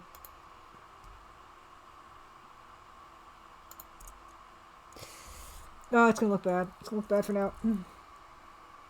Gary Nicholas, I never would have read The Giver if it wasn't required in like 4th grade. I read this other Lewis Laurie book back in school, and then I read The Giver way later. Luigi said, I only recently started looking Macaw and really into all the gaming history tangents. Yes, the other day he was unpacking this huge box of like PC 88 or PC 98 games, like these weird Japanese games that he bought. And it was really cool. It was really fascinating. He was telling us about the hardest game he'd ever... What was that game? Oh my gosh. I can't remember what it was called. But yeah, it's fascinating to hear him talk about that stuff. Yeah, Beta Human, I'm just going to eyeball... Yeah, I'm just going to eyeball the perspective. Yep. Guess what happens here. Oh, that's bad. Gosh. I'm going to... This is... No, man. You know what? This is going to... I'm going to fade that. That's what's going to happen, is I'm going to fade this. This is going to be a disaster. It's going to be a I can already tell this is going to be a disaster. Because there has to be plenty of room for all this business. Oh, no. We're going to fade that stuff in the background. This is not going to end well. It's not going to end well.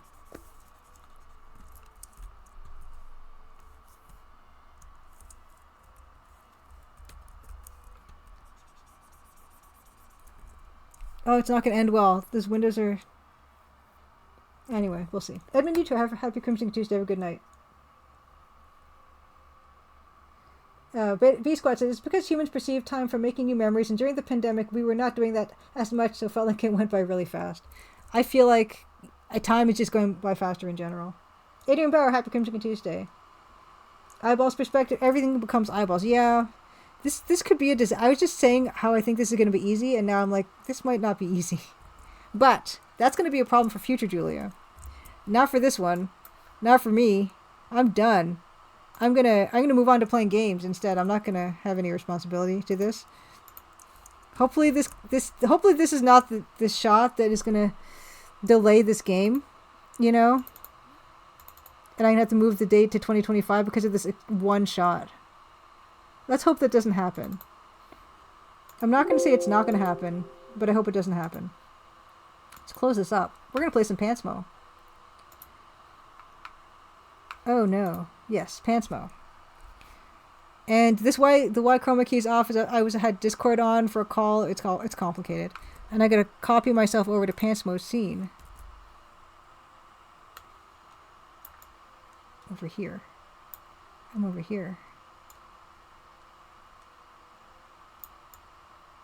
Oh, it doesn't fit. I don't fit.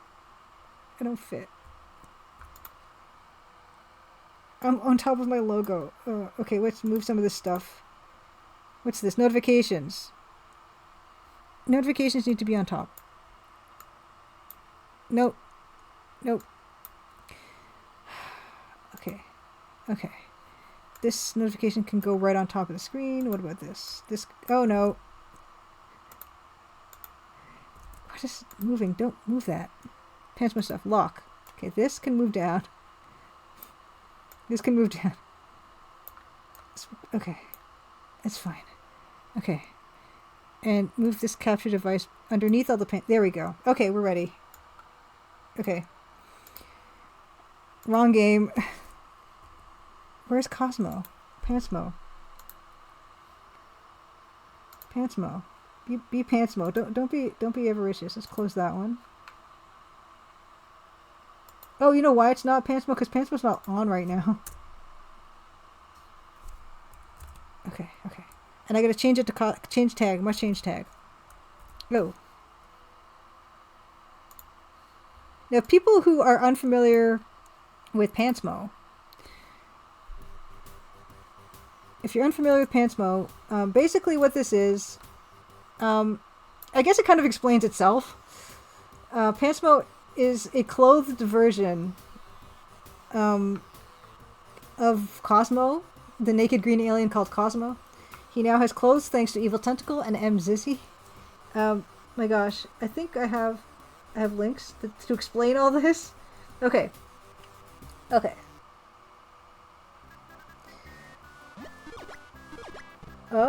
Evil Tentacle. I did betray Pantmo for a piece I did for M. Zizzy, but it was only one off. No. Pantmo needs to be shared. We must share the love of Pantmo. Just let me get to the volume mixer. Oh, maybe you can already hear him. Can you hear Pantmo? Can we hear Pantmo? Okay, and Beta Human, yes, I hear you when you say, I am morally obligated to suggest that it might be beneficial for you not to eyeball the perspective if you want to achieve the desired results in a reasonable time frame. I'm going to give it one try. I'm going to give it one try of eyeballing, and if it doesn't work, I might. Cosmo's Cosmic Adventure. And this is what I mean. So Cosmo's Cosmic Adventure has 199 followers. Denarius Avaricius Sextus has like 10 times that. And now it's too loud for me. The ship wearing pants gets you every time. I love it. I love it so much. Okay. It is the best one. It is the best pants.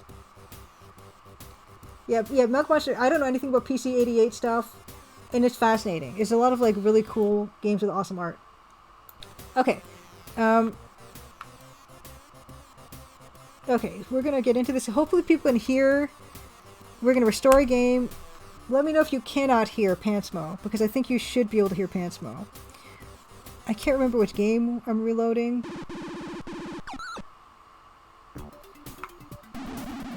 Okay. I think I played this one. I played this already. So we're going to restore a different game. If I can figure out how to do that. Restore game 7. Because I think 7 is a new one. Oh, let's go to some of my follow games have one follower, me. Oh dear. Okay, here we are. So this is Pantmo, wonderfully. Oh yeah. So Komodo. There's a link in Nightbot about this wonderful utility that helps people mod old DOS games, and Pantmo was created in this with this utility. Cosmic hint. This might be a good time to save your game. Okay, we did that. Thank you. Great. Oh, weird. Oh, that's like a weird geyser thing. Nice. Okay. Hey. Oh. This might be the most beautiful EGA platform I've ever seen. Oh, and Gary Ankles says, I hope I didn't cause any issue by pointing out the game category during your interview. Just thought it had pointed out during other times. No, thank you. I'm glad when people point that out. Yeah, and Beta Human, that's the one problem about those PC-98 games, is they seem to be kind of like, yeah, they're kind of adult games. But they have beautiful art, and I love that, yeah, they're 2D art, and I love 2D art as well, and pixel art and everything, so. This sky is glorious. There's nothing here that's not glorious. And I guess I need to... Okay. Oh, wow! The underneath killed me. Intuigi, I agree. Oh, this is an Apogee game, B-Squad leader. This is already real hard. So the underneath kills me. And...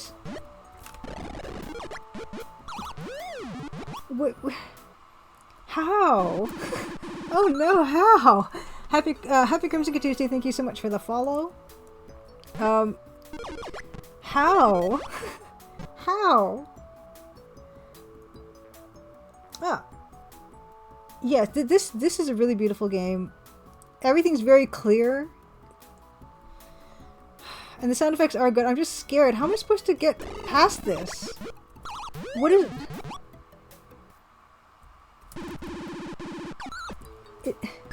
No, okay, yes, thank you. Okay, does this give me a better jump? Okay. Yeah, starting position, Adrian Barrow. So starting petition to make Nancy randomly speech bubble. Oh no, and yeah, I love speech bubbles. Jump from the apex of the poop geyser, maybe. Okay. Okay. Go! Yes! You're right, the poop geyser. You have to wait till it's at its highest point. What a horrible planet. But I want to put little pants on it. Oh, see this? Okay, so now I gotta just... This one really goes high. Ooh, ooh, ooh, ooh, ooh. See, this, now his sucker hands are doing nothing. Okay. No, come now. No, no. How? It's so hard.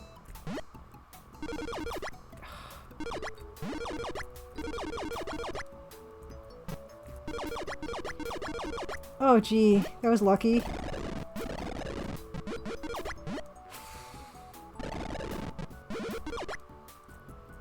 Oh yeah, and the sprites you're seeing around the border of this are going to be added to the game eventually, but there's no super strict time.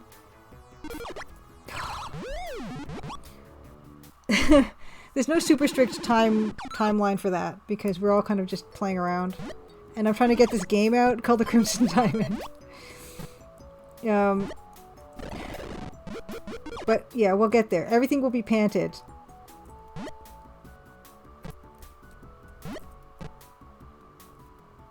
I'm sorry I have to focus. This is very hard. Oh yeah, I forgot. Also, yes, my poor short-term memory is laid bare while doing this. I feel very exposed when people see how bad my memory is. Okay, yeah, this might be chocolate milk. It's a foreign. It's another different planet, so it could be anything.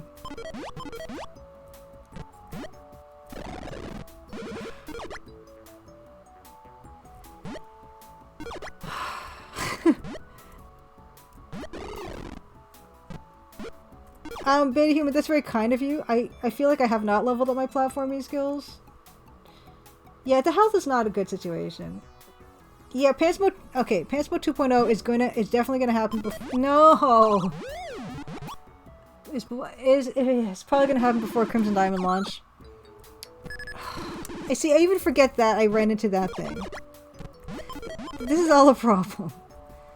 I do love that dithering in the back, right? Like, that's the gray and the cyan?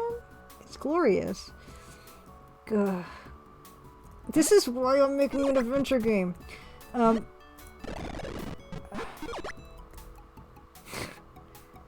I'm so bad at these.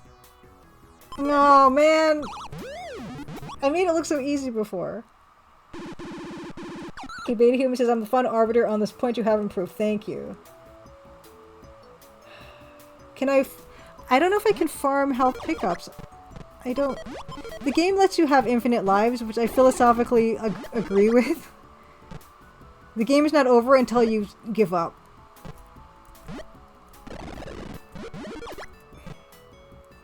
Look at those...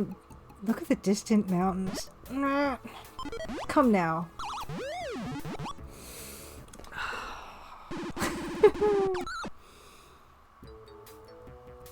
Yeah, Evil Tentacle says, sadly takes you back to the start and with the health you started at. Yeah. But at least this is a new A new level for all of us. Well, for me.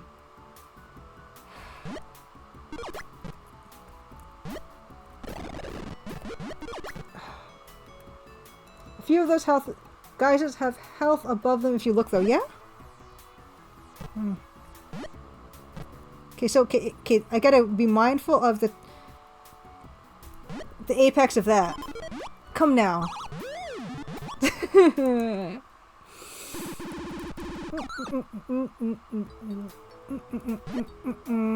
His shoes need pants too. Everything. They should. Every cloud in the sky.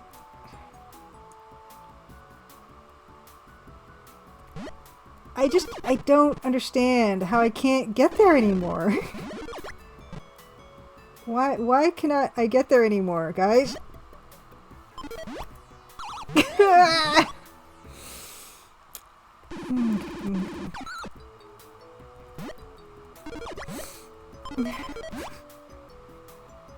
Yes, and exactly, the giant belt buckles. It's a very Nancy Maple thing. She also has a yellow belt buckle with a brown belt, so I tried to carry that through. My favorite is the dragonfly. I just love the way he's wiggling. Oh, man. Okay. This cannot...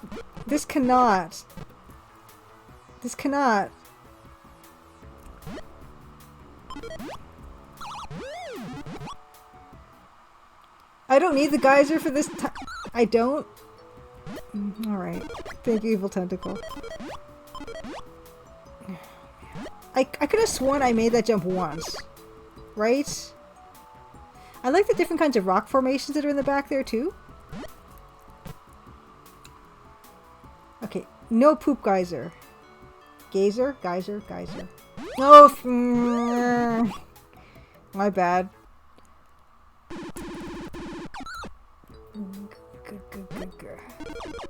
I also like the sense of the transparency in the hint globe.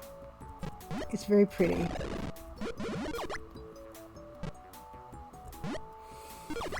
Okay, just relax.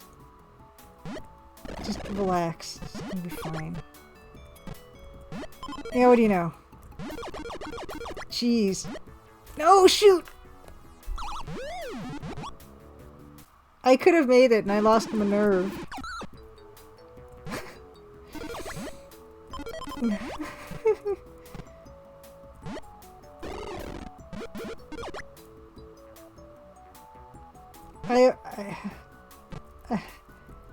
I can only apologize so much.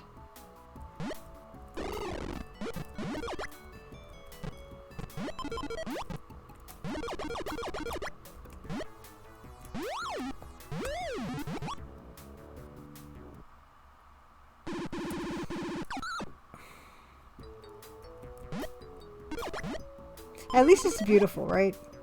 Well, it's a good game. I'm not gonna say it's not a good game, because it's clearly a good game and I'm clearly the problem here.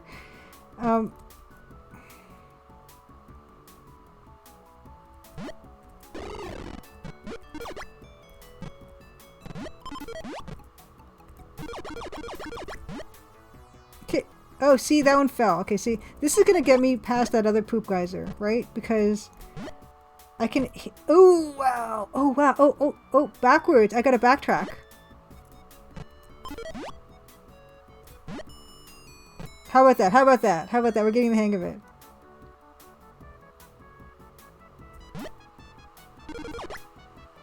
Oh my goodness. Okay. Okay. Okay. Right?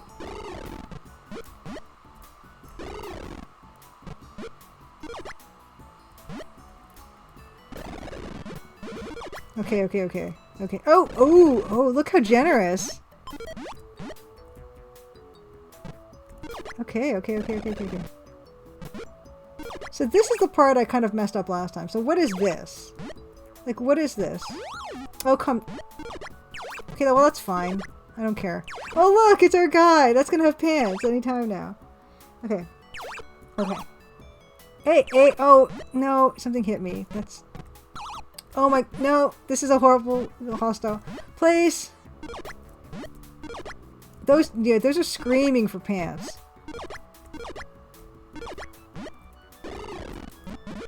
Oh, oh.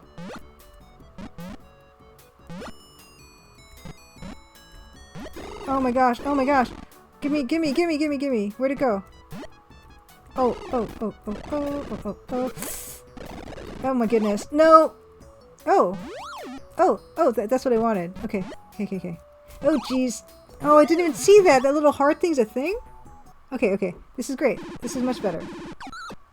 Okay, want to go up along the top of this level. Thank you, Evil Tentacle, for your guidance. Okay, time check. Okay. 12 more minutes. We can do this.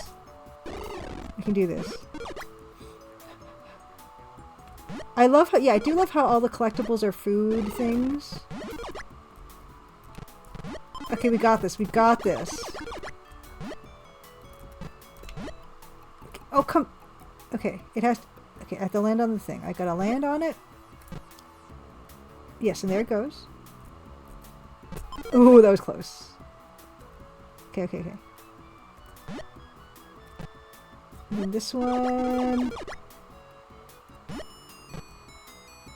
Oh, it didn't fall that time. Okay. No. I'm totally getting it now.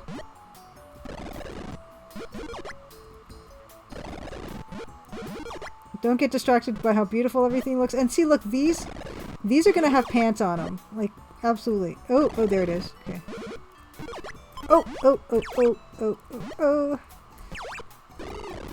Okay, so this... Oh no! I can't believe I fell for that. Okay. It's going great. Gundaki, happy Crimson Tuesday. Yeah, I apologize.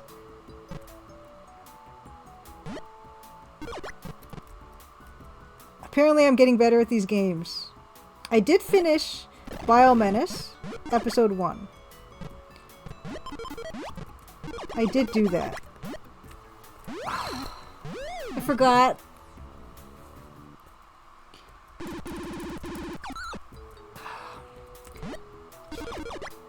Maybe not tonight. What was I saying? Maybe not tonight.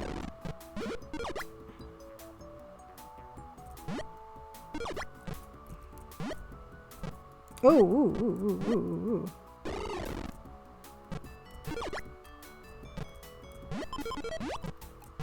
Okay, that's where the poop geyser is, right? Next one. Yeah, there it is. Okay, we land on that, we can land on this!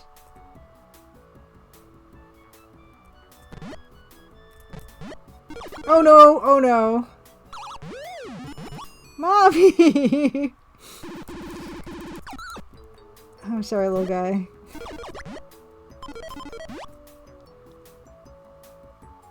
Old School J, every time someone mentions Biomenace, I can still hear the music from that first level in my head. Haven't played it in years. It is. Bobby P, man. Robert Prince. What a guy. What an amazing soundtrack.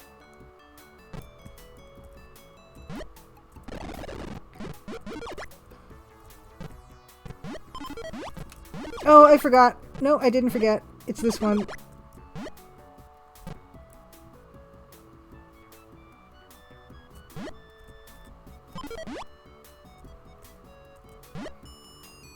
Yeah, the music is great.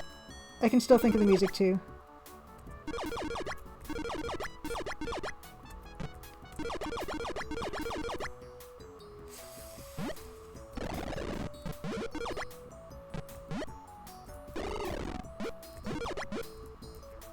This is really satisfying. I will say that.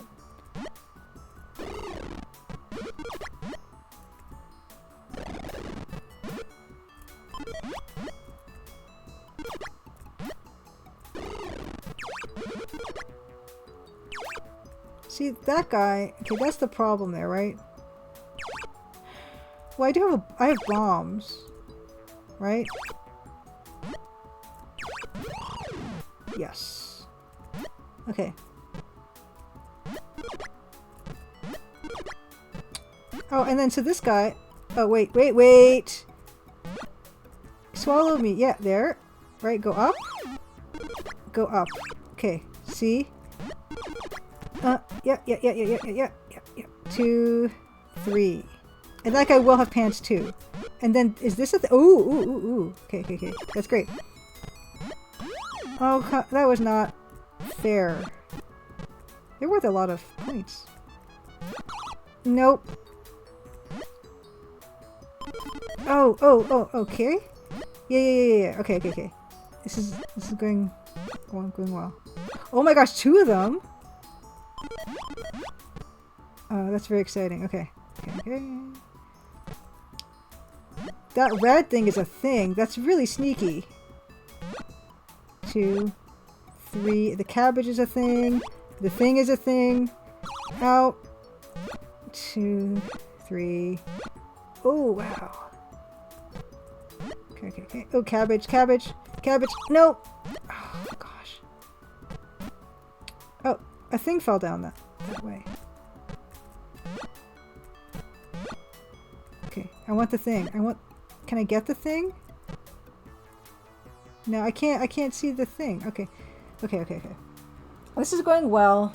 I don't want to try to get the thing because I think it'll kill me, but it feels like... Do I just... Oh, there's the thing. Okay, there. Okay, good. This is...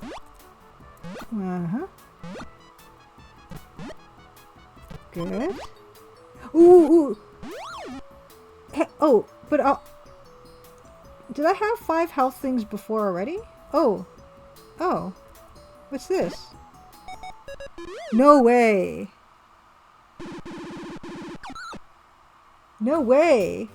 Oh my gosh. Okay. Oh my gosh, I have to save it. Oh my gosh. Save under 9? Okay, wow. Okay. Woo! Pantmo. That felt great. Okay.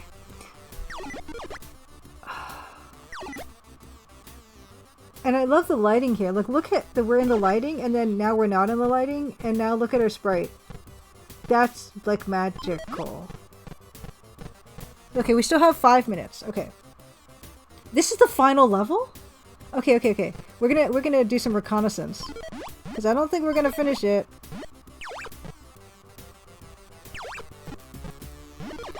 What's this? What's that? Oh, you can't? Oh, that's like a...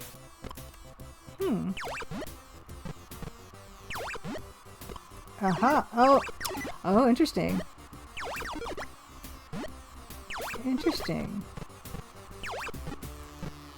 Okay. I want to go up there because it said it didn't want me to. Get up there. This is the last level? Wow. Okay. Oh.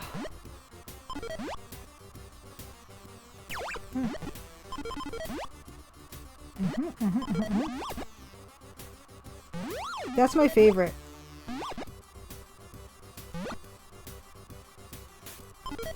Ooh, Cosmic Can, 2 extra. 2 extra. 2 extra.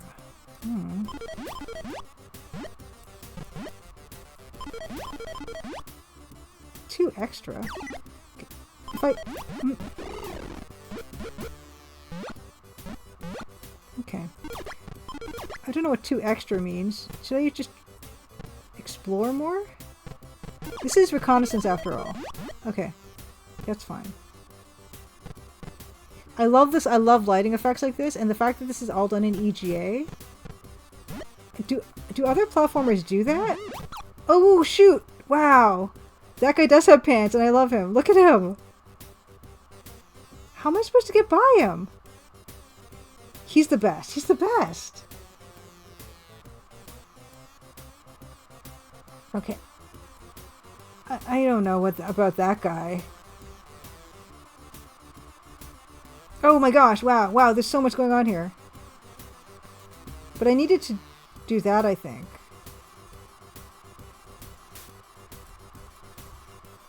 This is very fancy. Okay. So I did a thing.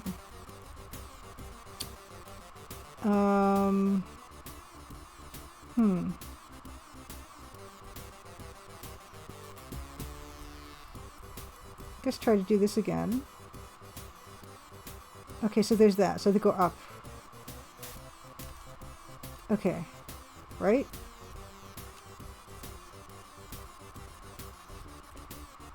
Okay. Oh gosh. Oh no. Okay, what's this? Oh. Cosmic hit 6 globes! Okay.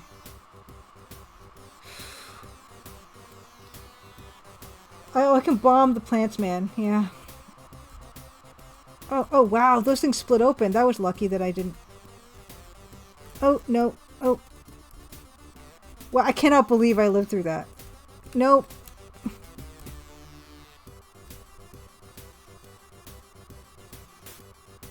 What's this? 4, destroy. Oh, I see. Okay, so I should write these down.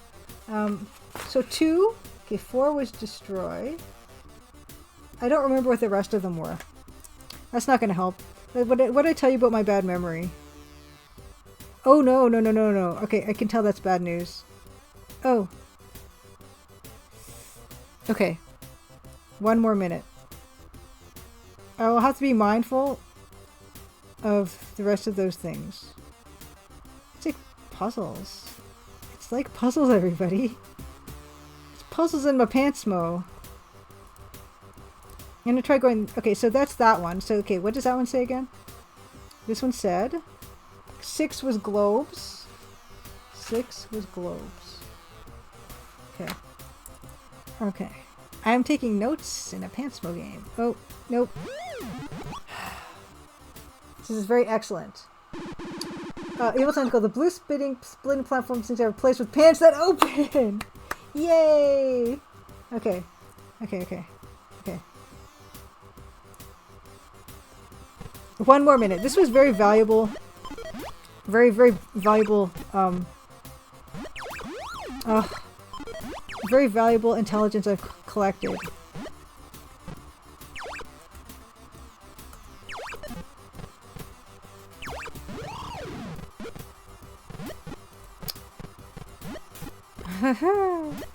This is great. This is good. Last level? I'm very excited.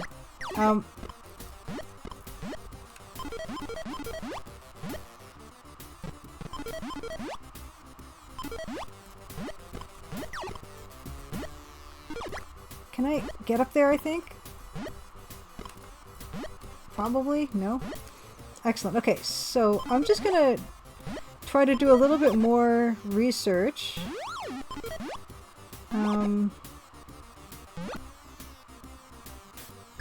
Okay, so this, 2 extra.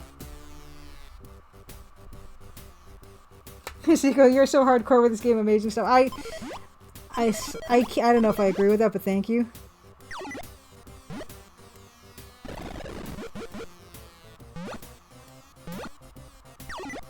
I feel like I'm kind of embarrassing at this, but that's okay, because...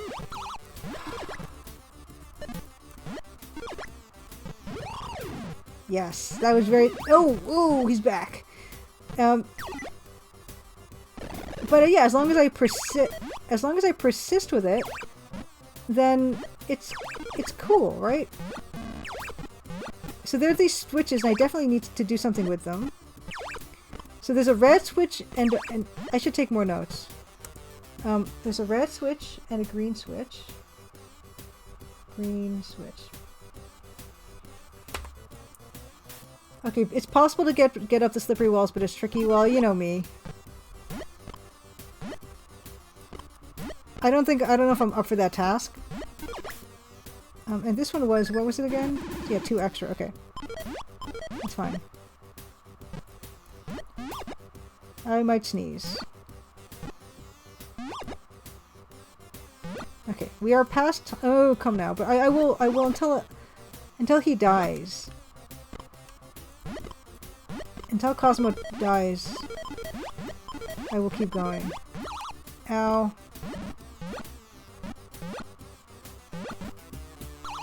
Yeah, that's gonna be it, I think. Just get away from them! Get away from them, Cosmo! Oh, shoot.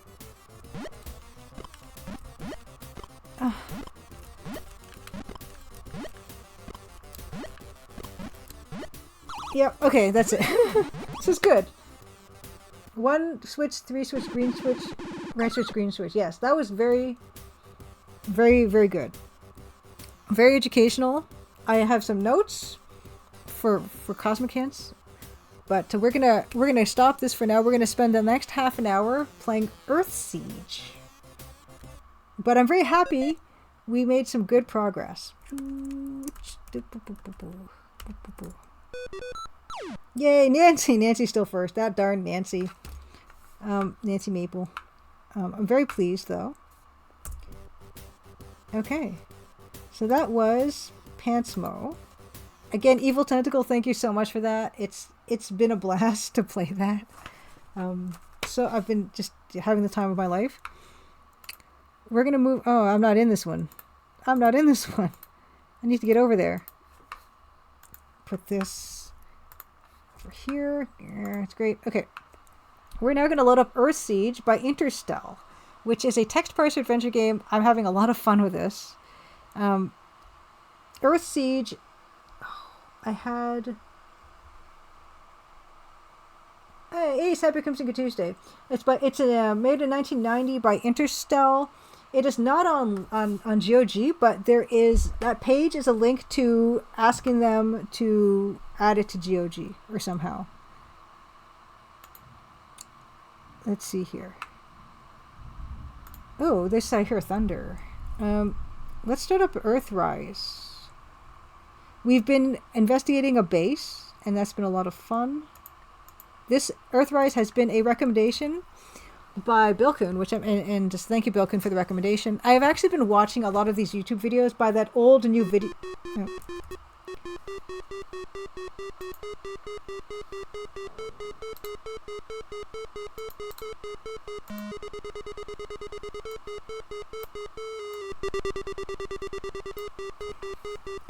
Change the tag.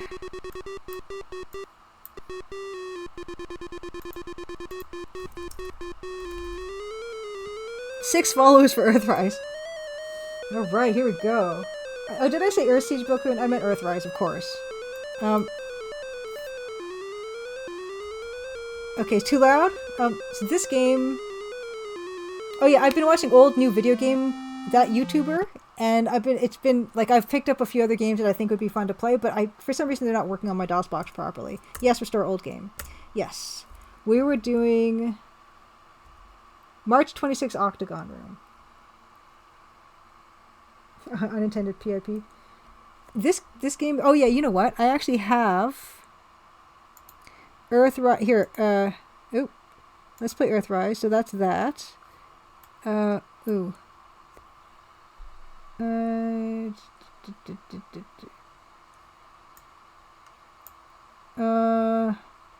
One moment. It's not this one. It's not this one. I actually have an Earthrise group of stuff. There. It's kind of a mess right now. But yeah, look at that. Look at that awesome box. The box is amazing. Matt Grusin. Love it. Okay, we're gonna get back to this. If I can only find... Is it this one? Yeah, okay. I can actually make this bigger. Okay. Great. Earthrise, let's do it.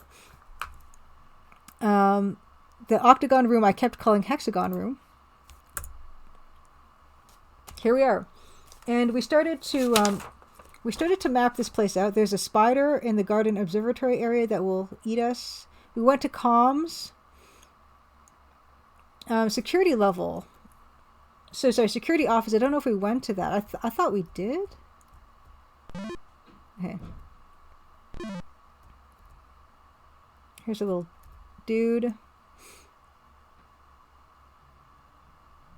Okay, so this one I'm not sure if we've been to. Oh, I need my other pen. Okay, we haven't been. Look at this. Okay, so this is security office. This is security office. And that pen is running out of ink. Okay.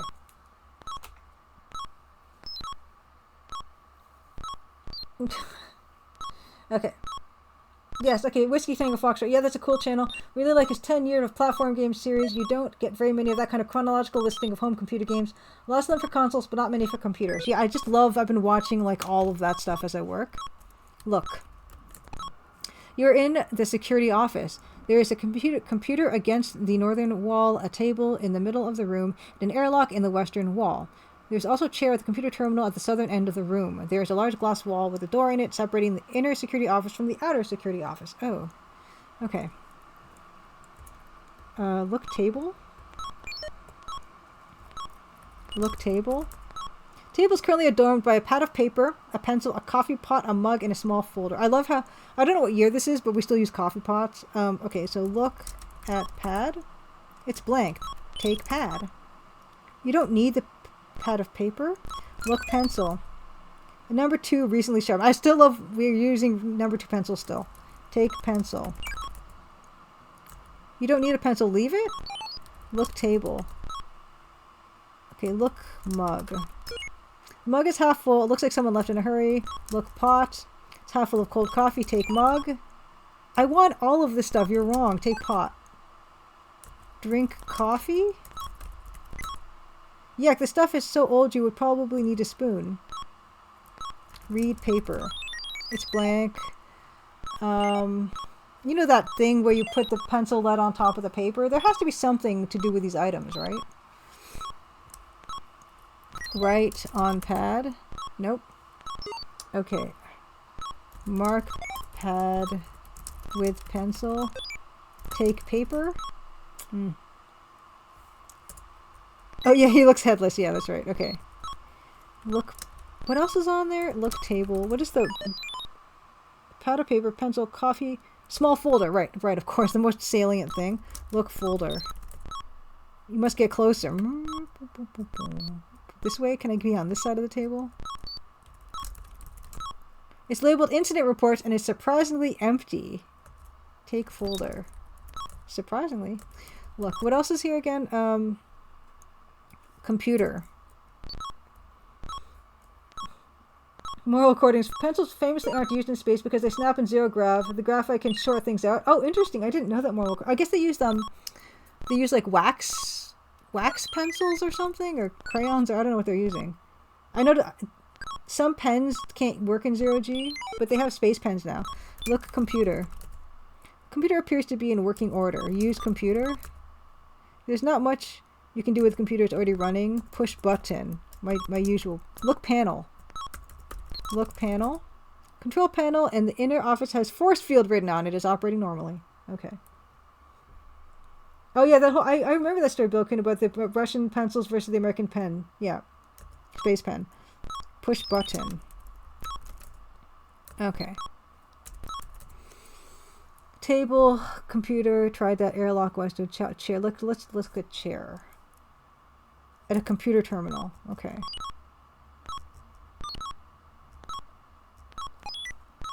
Look chair. Chair sitting in front of a computer terminal. The chair looks like it would be comfortable. Sit in chair. I'm sitting in it. Yes. Look at terminal. I did not expect that. Oh. Central computer active. Center quit anytime to exit system. Enter. I thought there was a C because it looks like the C. Enter quit anytime to exit. Okay, so. Quit to exit system. Center quit. Here we go. Okay. Select a database. What are you talking about? Security. Security? Oh no. Directory? Incident? Airlock? I don't know any words. Oh, Whisker Tango Fox says, NASA didn't even develop the space pen. A private company did on their own initiative, then sold it to NASA. The whole NASA spent millions developing a space pen while the Russians just used a pencil thing is wrong on multiple levels. You dropped him. 1? Okay, no. That was a good one, though. Lab? Personnel? Okay. Personnel. Zelds? Zelds are the aliens. Alan is the name of someone. Sharon disappeared. Sharon. Cats. Sierra. Okay, I don't know. Okay, so this is something we're going to need words. Need directory names. Okay, incidents. Yeah, I think I tried the incident, but incidents? There's something so kind of annoying in a good way about that beep when it doesn't do anything. Is this a copy protect? Ooh, gun ducky. Interesting point. Okay. Let's take a peek at the manual. Someone gave me the manual, and now I can't remember where I put it. Earthrise.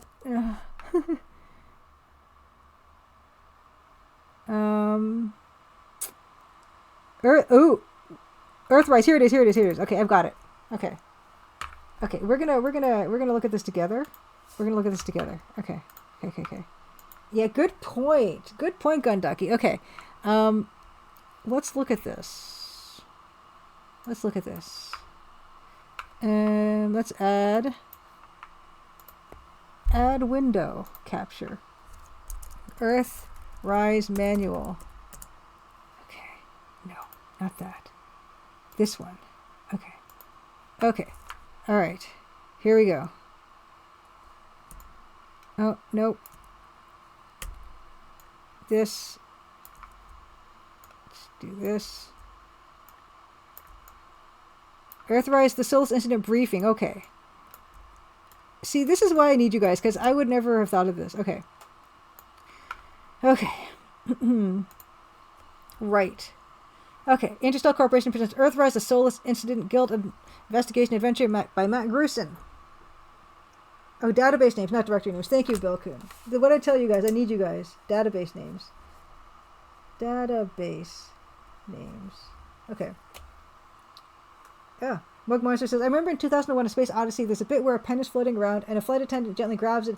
They did that by taping the pen to a pane of glass that they were moving around in front of the camera. Nice. I love old school. Okay, let's look. Okay, no, that's nothing.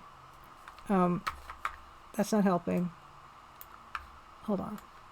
Okay, there. Okay, next. Okay, let's just give this a skim. I'm not going to read this all. Nope. Astral Pilfer program. I should have read. Oh, 2010. Oh.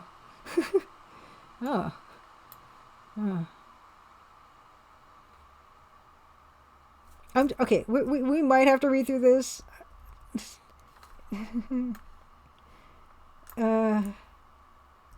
Let's just something called Ursula. That's cool. Okay. 2032. I can't believe there's so much writing in this. I can't. Lore. Yeah, too long didn't read.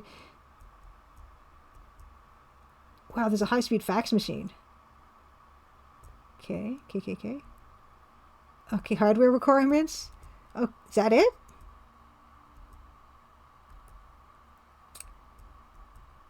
Oh, security system. Here we go.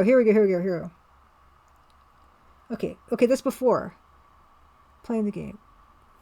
I have to type in a specified word from a manual. Okay, we didn't have to do that. So that's not part of it. Okay. Nope.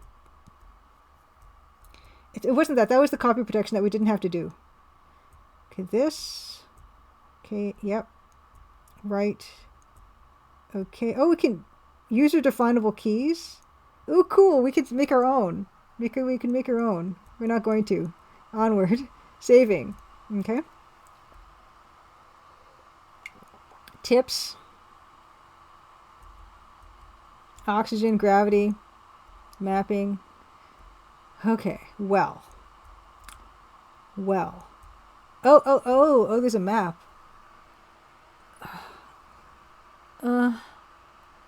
Alright. Right. Okay, next. Okay, that's it. Okay, I'm going to quickly skim that lore part just to see if there's any keywords I can pick up. I doubt it. Okay. Skim. Let's just give this a quick skim.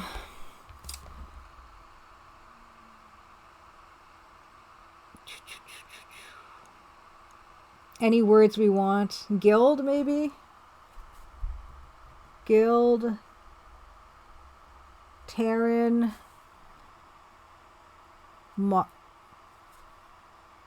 Mars.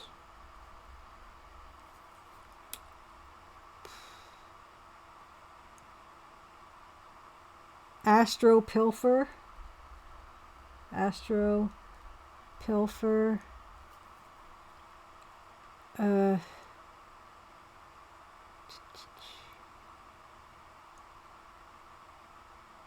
Suru.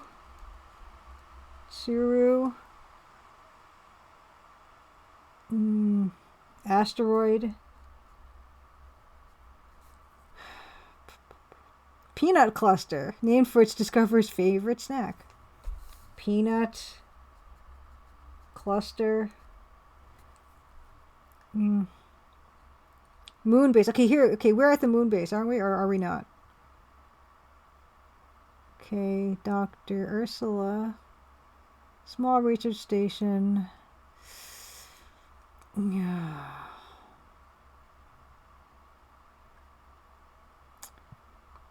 Okay. Solus incident. Okay, here. This might be relevant. Aside from a few isolated mishaps. Successful. September. Asteroid. Message received. Casualty station. Station maybe is a database. I don't know. Out of crew 22, and 8 remains. Telemetry. Solus.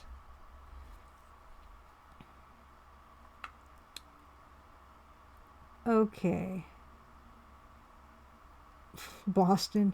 Okay. I don't know. I don't feel like I'm getting anything from this.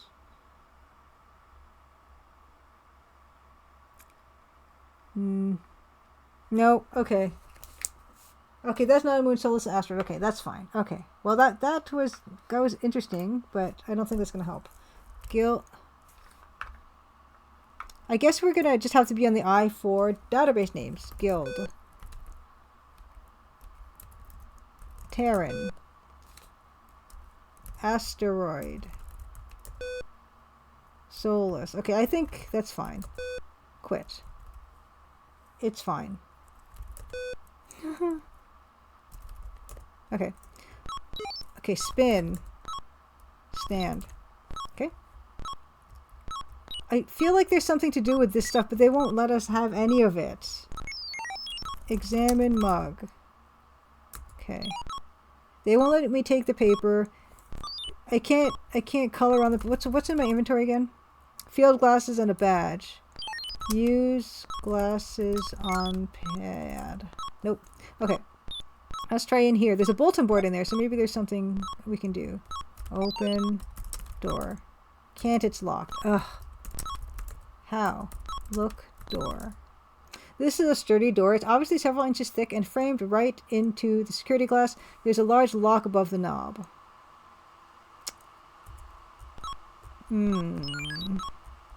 Okay, so we need maybe a key for inner security. Need key for inner security. This is we still haven't seen the whole station yet. There's plenty of other places to explore, so we're not going to get stuck trying to figure stuff out yet. Okay, so that was that area. We've been to comms. There's the lower level, there's admin, and there's the rec area. The admin and rec area are places that we're going to need to put our oxygen thing back on. In fact, let's check our oxygen now. 91.3, that's pretty good. Okay. Back to the hexagon. We're going to go back to the hexagon. This time, we are going to... we might as well check out admin. Like, we didn't really make any headway here, so we're going to have to put our helmet on. Oh. Okay. And then we're going to have to go into admin, which requires air. So let's, look at this panel.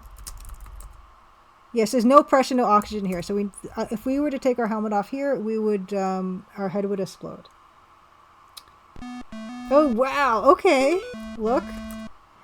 Belkin says, that was kind of weird. A transparent wall that has an opaque door. Why make the door opaque? I guess because it's less breakable. But I guess then you can break the wall. I don't know. You're in a tunnel that runs north and south. You also notice an extremely ugly creature here. Look, creature. I kind of think he's pretty cute. This hideous scaly green creature has respectable teeth, smells bad, and looks a little hungry. Right. Hi. The creature gives you an extremely dirty look. You decide to try to stare him down. You seem to be winning the staring contest. Oops, you blinked. I think you're in trouble.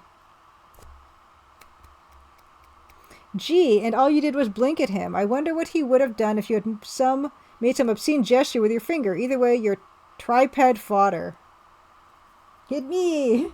He's adorable. He's adorable. You have been masticated.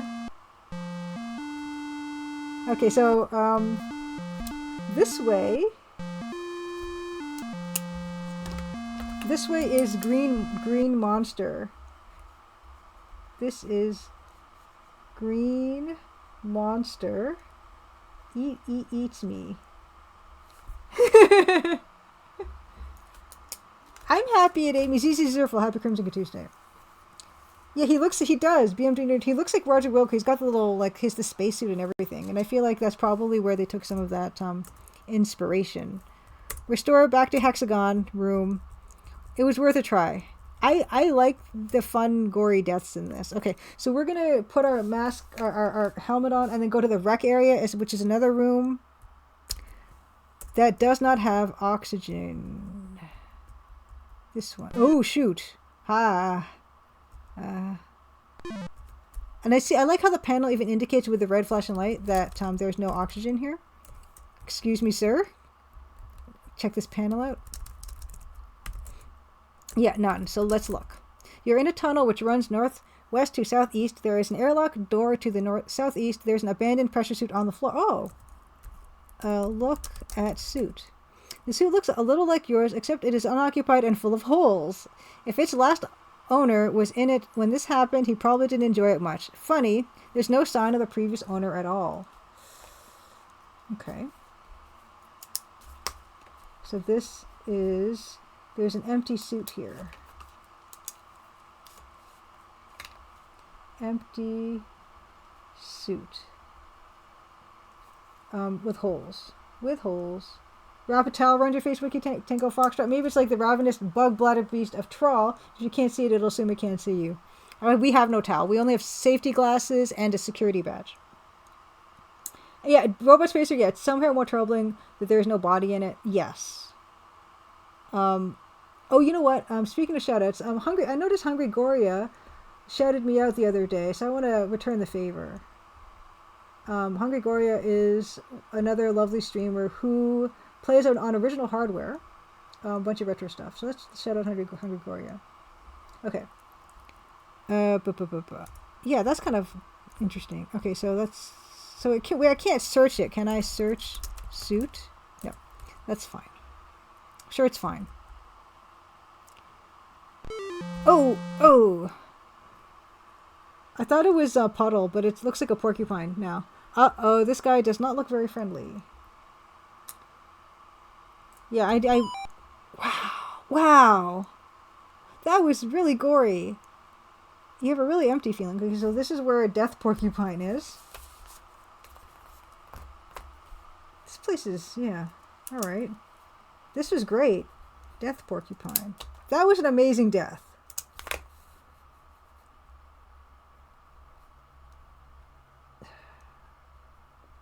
Okay. Wow, that little critter didn't even give you a chance. Well, now you know what happened to that guy in the other hallway. Next time you had better be ready for that little bugger. You have been perforated. These are great. These are great. Yes, exactly. Yeah, anyways, I thought the Dag of Amon-Ra was the only game that involved death by porcupine. That was an amazing death. I feel so, like, pleased that we got to experience that together. Okay, we're going to go to the lower level. Now, we've been to all the other areas except for the lower level. I don't know if that's oxygenated, but we're about to find out. Oh, yes. Push button. More buttons. Down.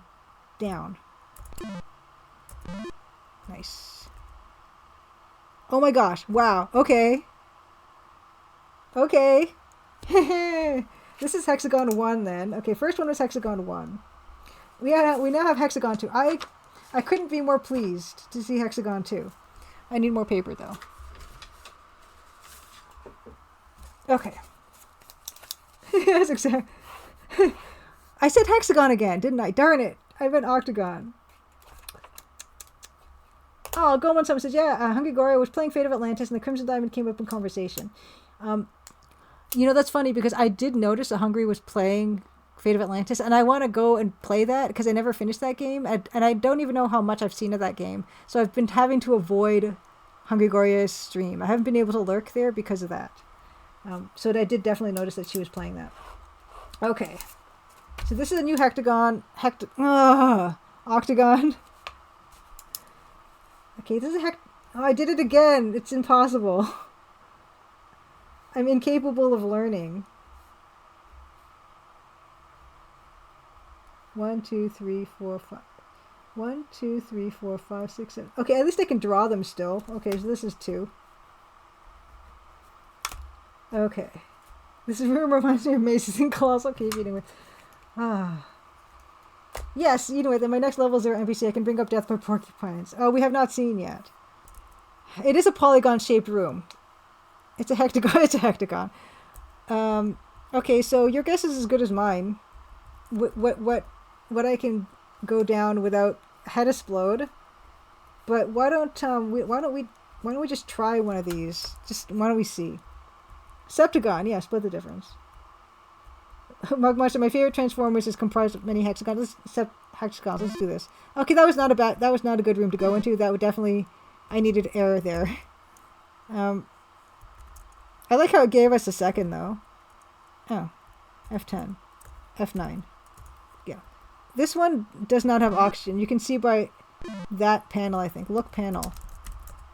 Oh shoot! No, you can. Darn it! Remove. Okay.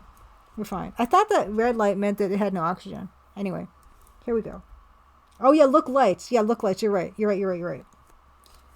You guys were very right. Look lights. This one, fortunately, was totally fine. Let's see what room this is. Ooh. Oh, see, that one is a red one. You are in a locker room. There are tall lockers lining the north and south walls. There are airlock door to the east and west. Yes. There is a small plaque affixed to the wall next to the west door. Read plaque. No, I don't want to go there. Read plaque. Mine entrance. Ooh. Look locker. They look like normal lockers, only a bit larger. They probably hold pressure suits. Open locker. They are locked, hence their name. Thank you. Fine, I guess I don't need them. But okay, I'm definitely going to need my helmet for the next one. Okay, let's go. Let's do this. Whoa. Okay, your feet feel slightly warm. Funny, now you can't feel your feet at all.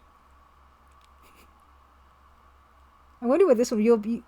Everything is perforated, masticated. I wonder what this one's going to be. Talk about caustic. That little blob has completely dissolved you. Maybe you should avoid strange creatures in the future. Death by cyan slime. But death by EGA.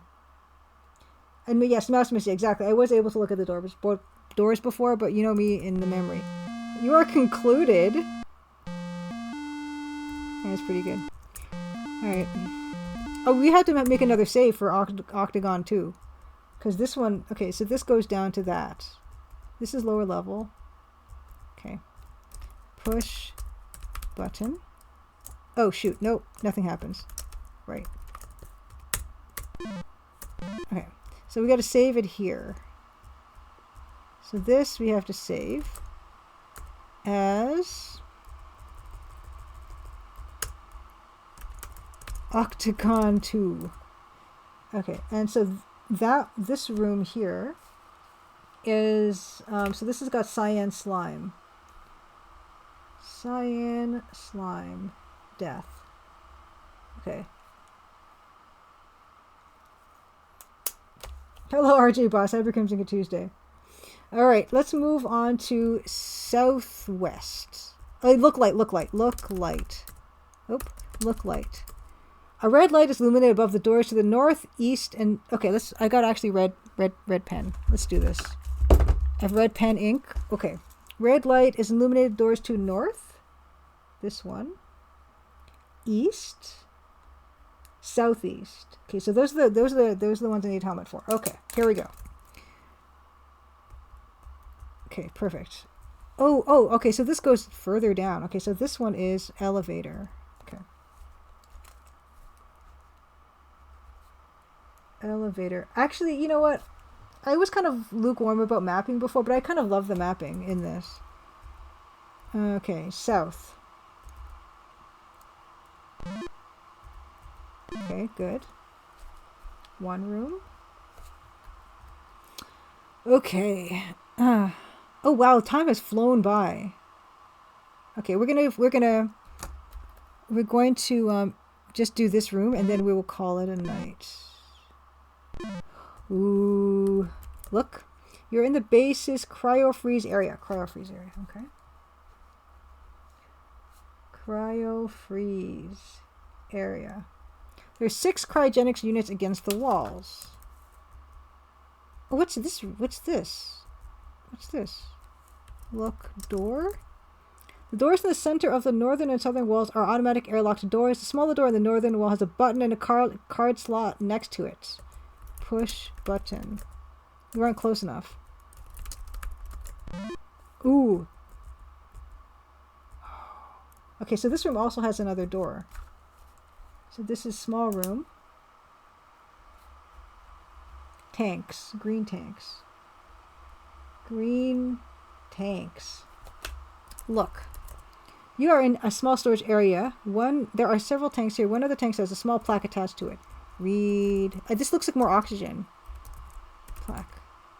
Comments? What?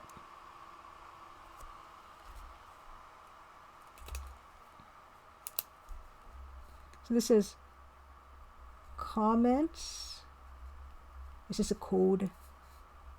73766, comma 34 coordinates. Okay, plaque. Oh, that's what it says. What about this? Look, tank. Okay, they look like oxygen tanks. There's a small filler valve on one tank and a plaque on another. Okay. Fill bottle.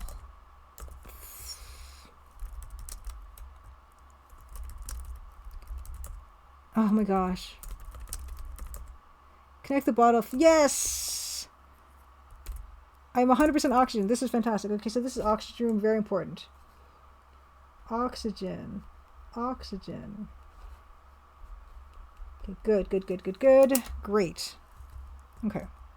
Let's just take a closer look at these cryogenics units, and then we will find someone to rate. Look unit. They are obviously the same model the guild installed in your shuttle. Open unit. They won't let me. Look. Okay. And then there's another. Actually, there is another door here, right? So let's do that. Oh. Oh no.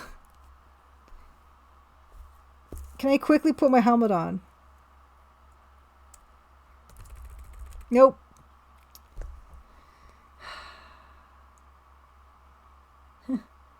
Anyway, it says filling oxygen feels like the need to have plenty of torches in Shadowgate. I'm really looking forward to the Playdate version of Shadowgate, but I'm also scared of the tanks. Sorry, not the tanks, the torches. Yeah, decompression sucks.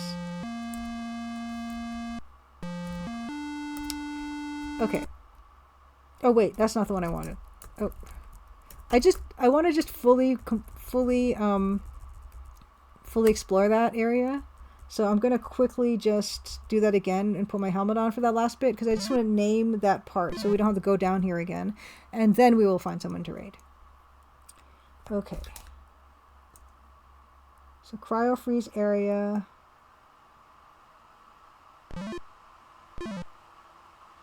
Okay. So. Helmet on.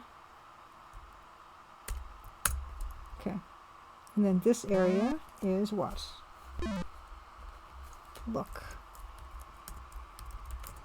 You are in a tunnel that runs north to south. The tunnel ends at a bulkhead to the south.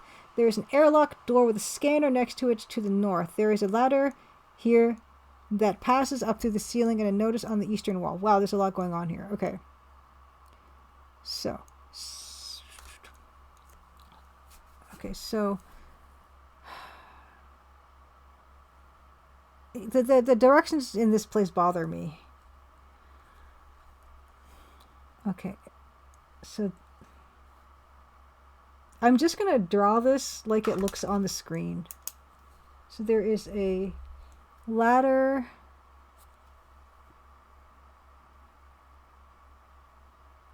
Passes through the ceiling.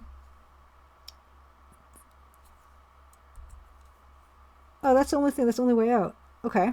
Look, notice. Caution, emergency exit. Okay. Okay, emergency exit.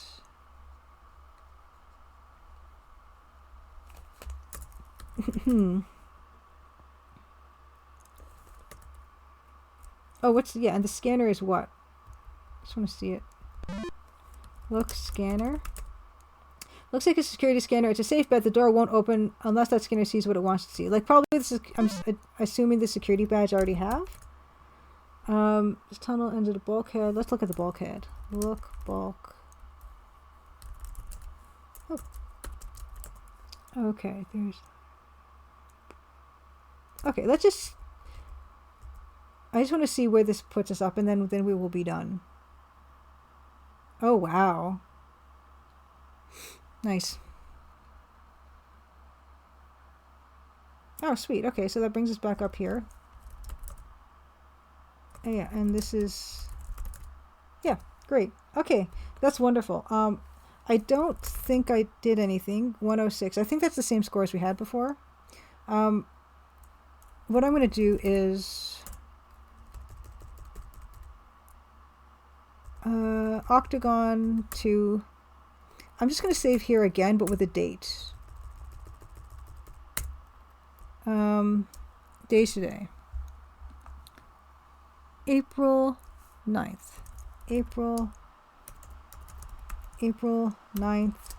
Hexagon. Oh, I did it again. Octagon 2. Okay.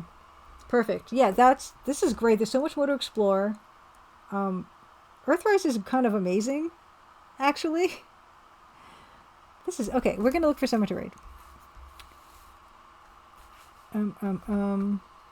Again, I guess a Satagon. Yeah, it's definitely a polygon. We can just call it a polygon.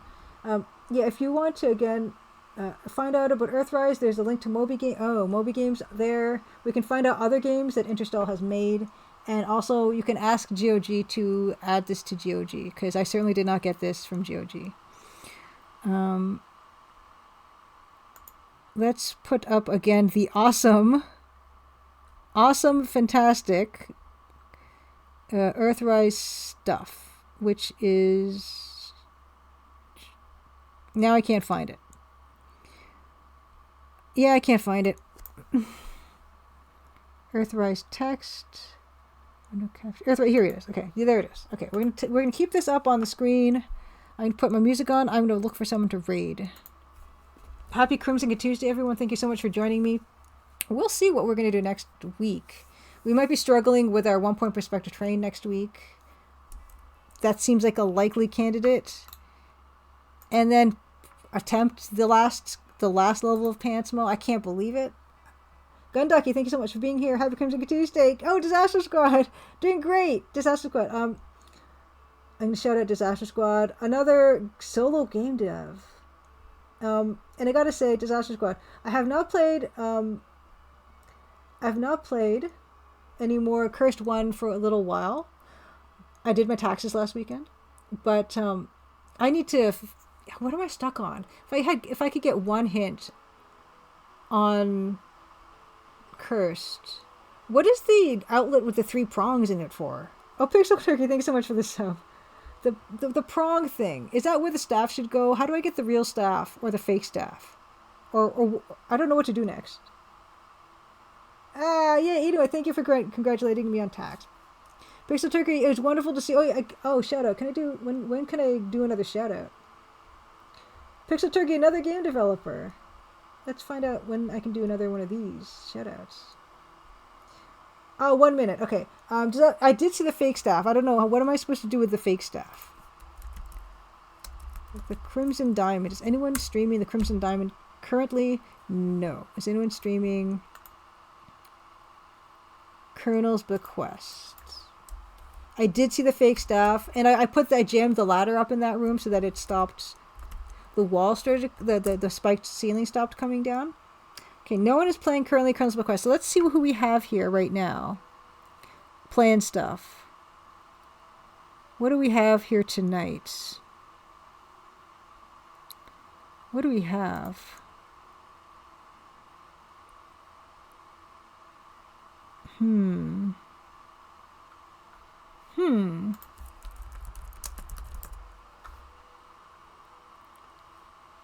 Let me see. Thank you, Bilkin, for being here. Adrian Barrow, thank you. Okay. Yes, I got the bracelet thing too.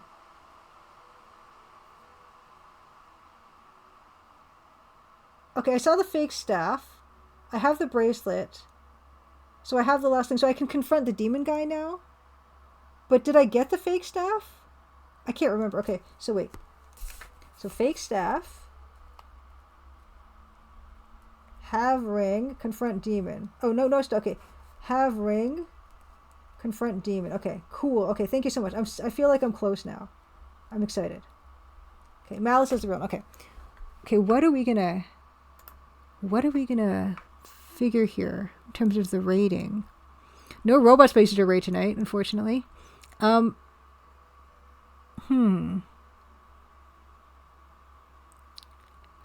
do we have? This is always the hardest part of the night. Where to go? Where to go? Oh, Disaster Squad. I saw a bit of the eclipse just from my window. It was kind of overcast, but I saw tiny bits. How about you? It went directly over you? Did you get to, did you make a thing of it? Did you actually get out a lot with friends and stuff? Okay, what is Joe and Mac retrospective? That's what Corporate's doing. I don't know what Joe and Mac is. Let's just take a peek. Nice. Go good. You're so lucky. Fantastic. That must have been awesome to see. I was just mentioning Corporate, who was playing some games with really awesome music the other day, but I just want to see what Joe and Mac retrospective is. All 11 games starting today. What's Joe and Mac? Old platformer series about cavemen. Okay. Oh, I see. Okay, so there's that. Duke Donuts. Let's find out what Duke Donuts is up to. I'm just gonna sneak a peek there too.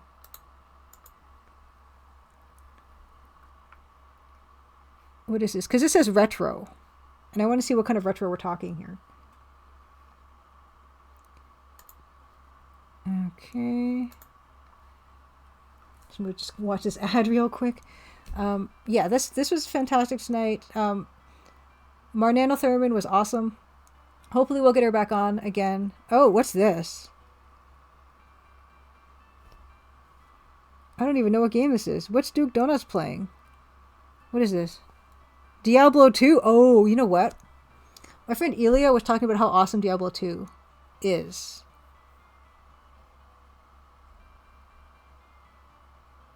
Okay. You know what? Why don't we visit Duke Donuts? I don't know if we've ever raided Duke Donuts, but I'm kind of fascinated by Diablo 2. I've played some Diablo. I don't know what the new one was. I played a bit of it, but my friend Ilya says this is the good one. So, Diablo 2 is a classic. Is it worth playing now? I mean, if I was to pick it up, I don't know if I would, but let's do this. Let's do this.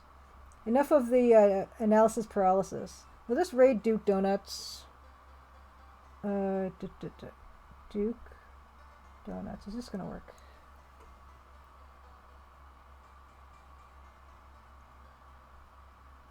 Okay. You know, it says, is one even a gamer if they haven't purchased Diablo 2 at least half a dozen times over the past 24 years? Still great, fantastic. They've made a remastered version? Nice. Okay. We're gonna preview it then, because I've never played it. Oh no, he just changed his graphic. Is he going? Is he leaving? What's happening? Hold on, I gotta turn off the mute. What's happening? What are you doing? Are you leaving? Yeah, it does have some loading times. Let's see if we can find somebody to raid. Oh no, he's raiding someone. He's raiding someone right now. Oh no. Okay, wait. Eject. Ooh, Eject. He's who raiding. is alive? We can't raid him. He's about to raid someone else. Dot Levels playing Kid Icarus. Okay, I stopped the raid. I Rose panicked. looking at grotty Okay. game magazines. Okay, we're not going to do that. I've been streaming for a while. We'll find someone else. Longer than- Oh dear. Let's see if- Bad timing. Bad timing. Okay. Yeah, we bailed. You know what? Let's see. I'm going to find someone else. Middle-aged streamers playing Grand Theft Auto 5. Is that the new one? Oh no, Jimbles is on break right now. That's not going to work either. Oh no! And now it's frozen? Why is this frozen? Okay, this is not good. Okay. No, I hope he doesn't rage. That would be a disaster. Okay, we gotta find someone quick. Okay, what's Taco playing? Help. Okay. Oh my god. Yeah, and also Jimbles is playing, he's showing gross sausages right now. Lost in Time. Okay, I've never seen this. And I don't think this is not EGA, so I'm not going to play this. Okay, oh dear. We're going to raid Taco. Plenty click plap. It's over for me. Okay. Point and click adventure game. Okay, let's do this. Okay, we're gonna raid up Taco. We haven't seen Taco in a while. Cat cam has no cats on it, but that's okay. We're gonna raid up Taco. Gah. Cocktail Vision. I didn't know Cocktail Vision made this. They made goblins and such, right? He's got his Janko meter. That's fantastic. Okay, we're gonna raid Taco Adventure. The first interactive adventure film using full motion video technology. How can we say no? Okay, we're gonna raid up Taco. Taco plays a bunch of really cool looking games. It's been a little while since we raided last. We're gonna head over there. I will meet you over there. My night is not finished. I still have some stuff to do, some work and things. But happy Crimson Tuesday. Thank you for being here with me. We got a bit of work done. I feel scared about the train, but we'll figure it out together. Pantmo was amazing. Earth Siege is fantastic. I was just a really good night tonight. So thank you so much for joining me for that. And I'll see you over tacos. And happy Crimson Tuesday. And have a wonderful rest of your week. Let's get over there. Let's check it out. All right. Rating.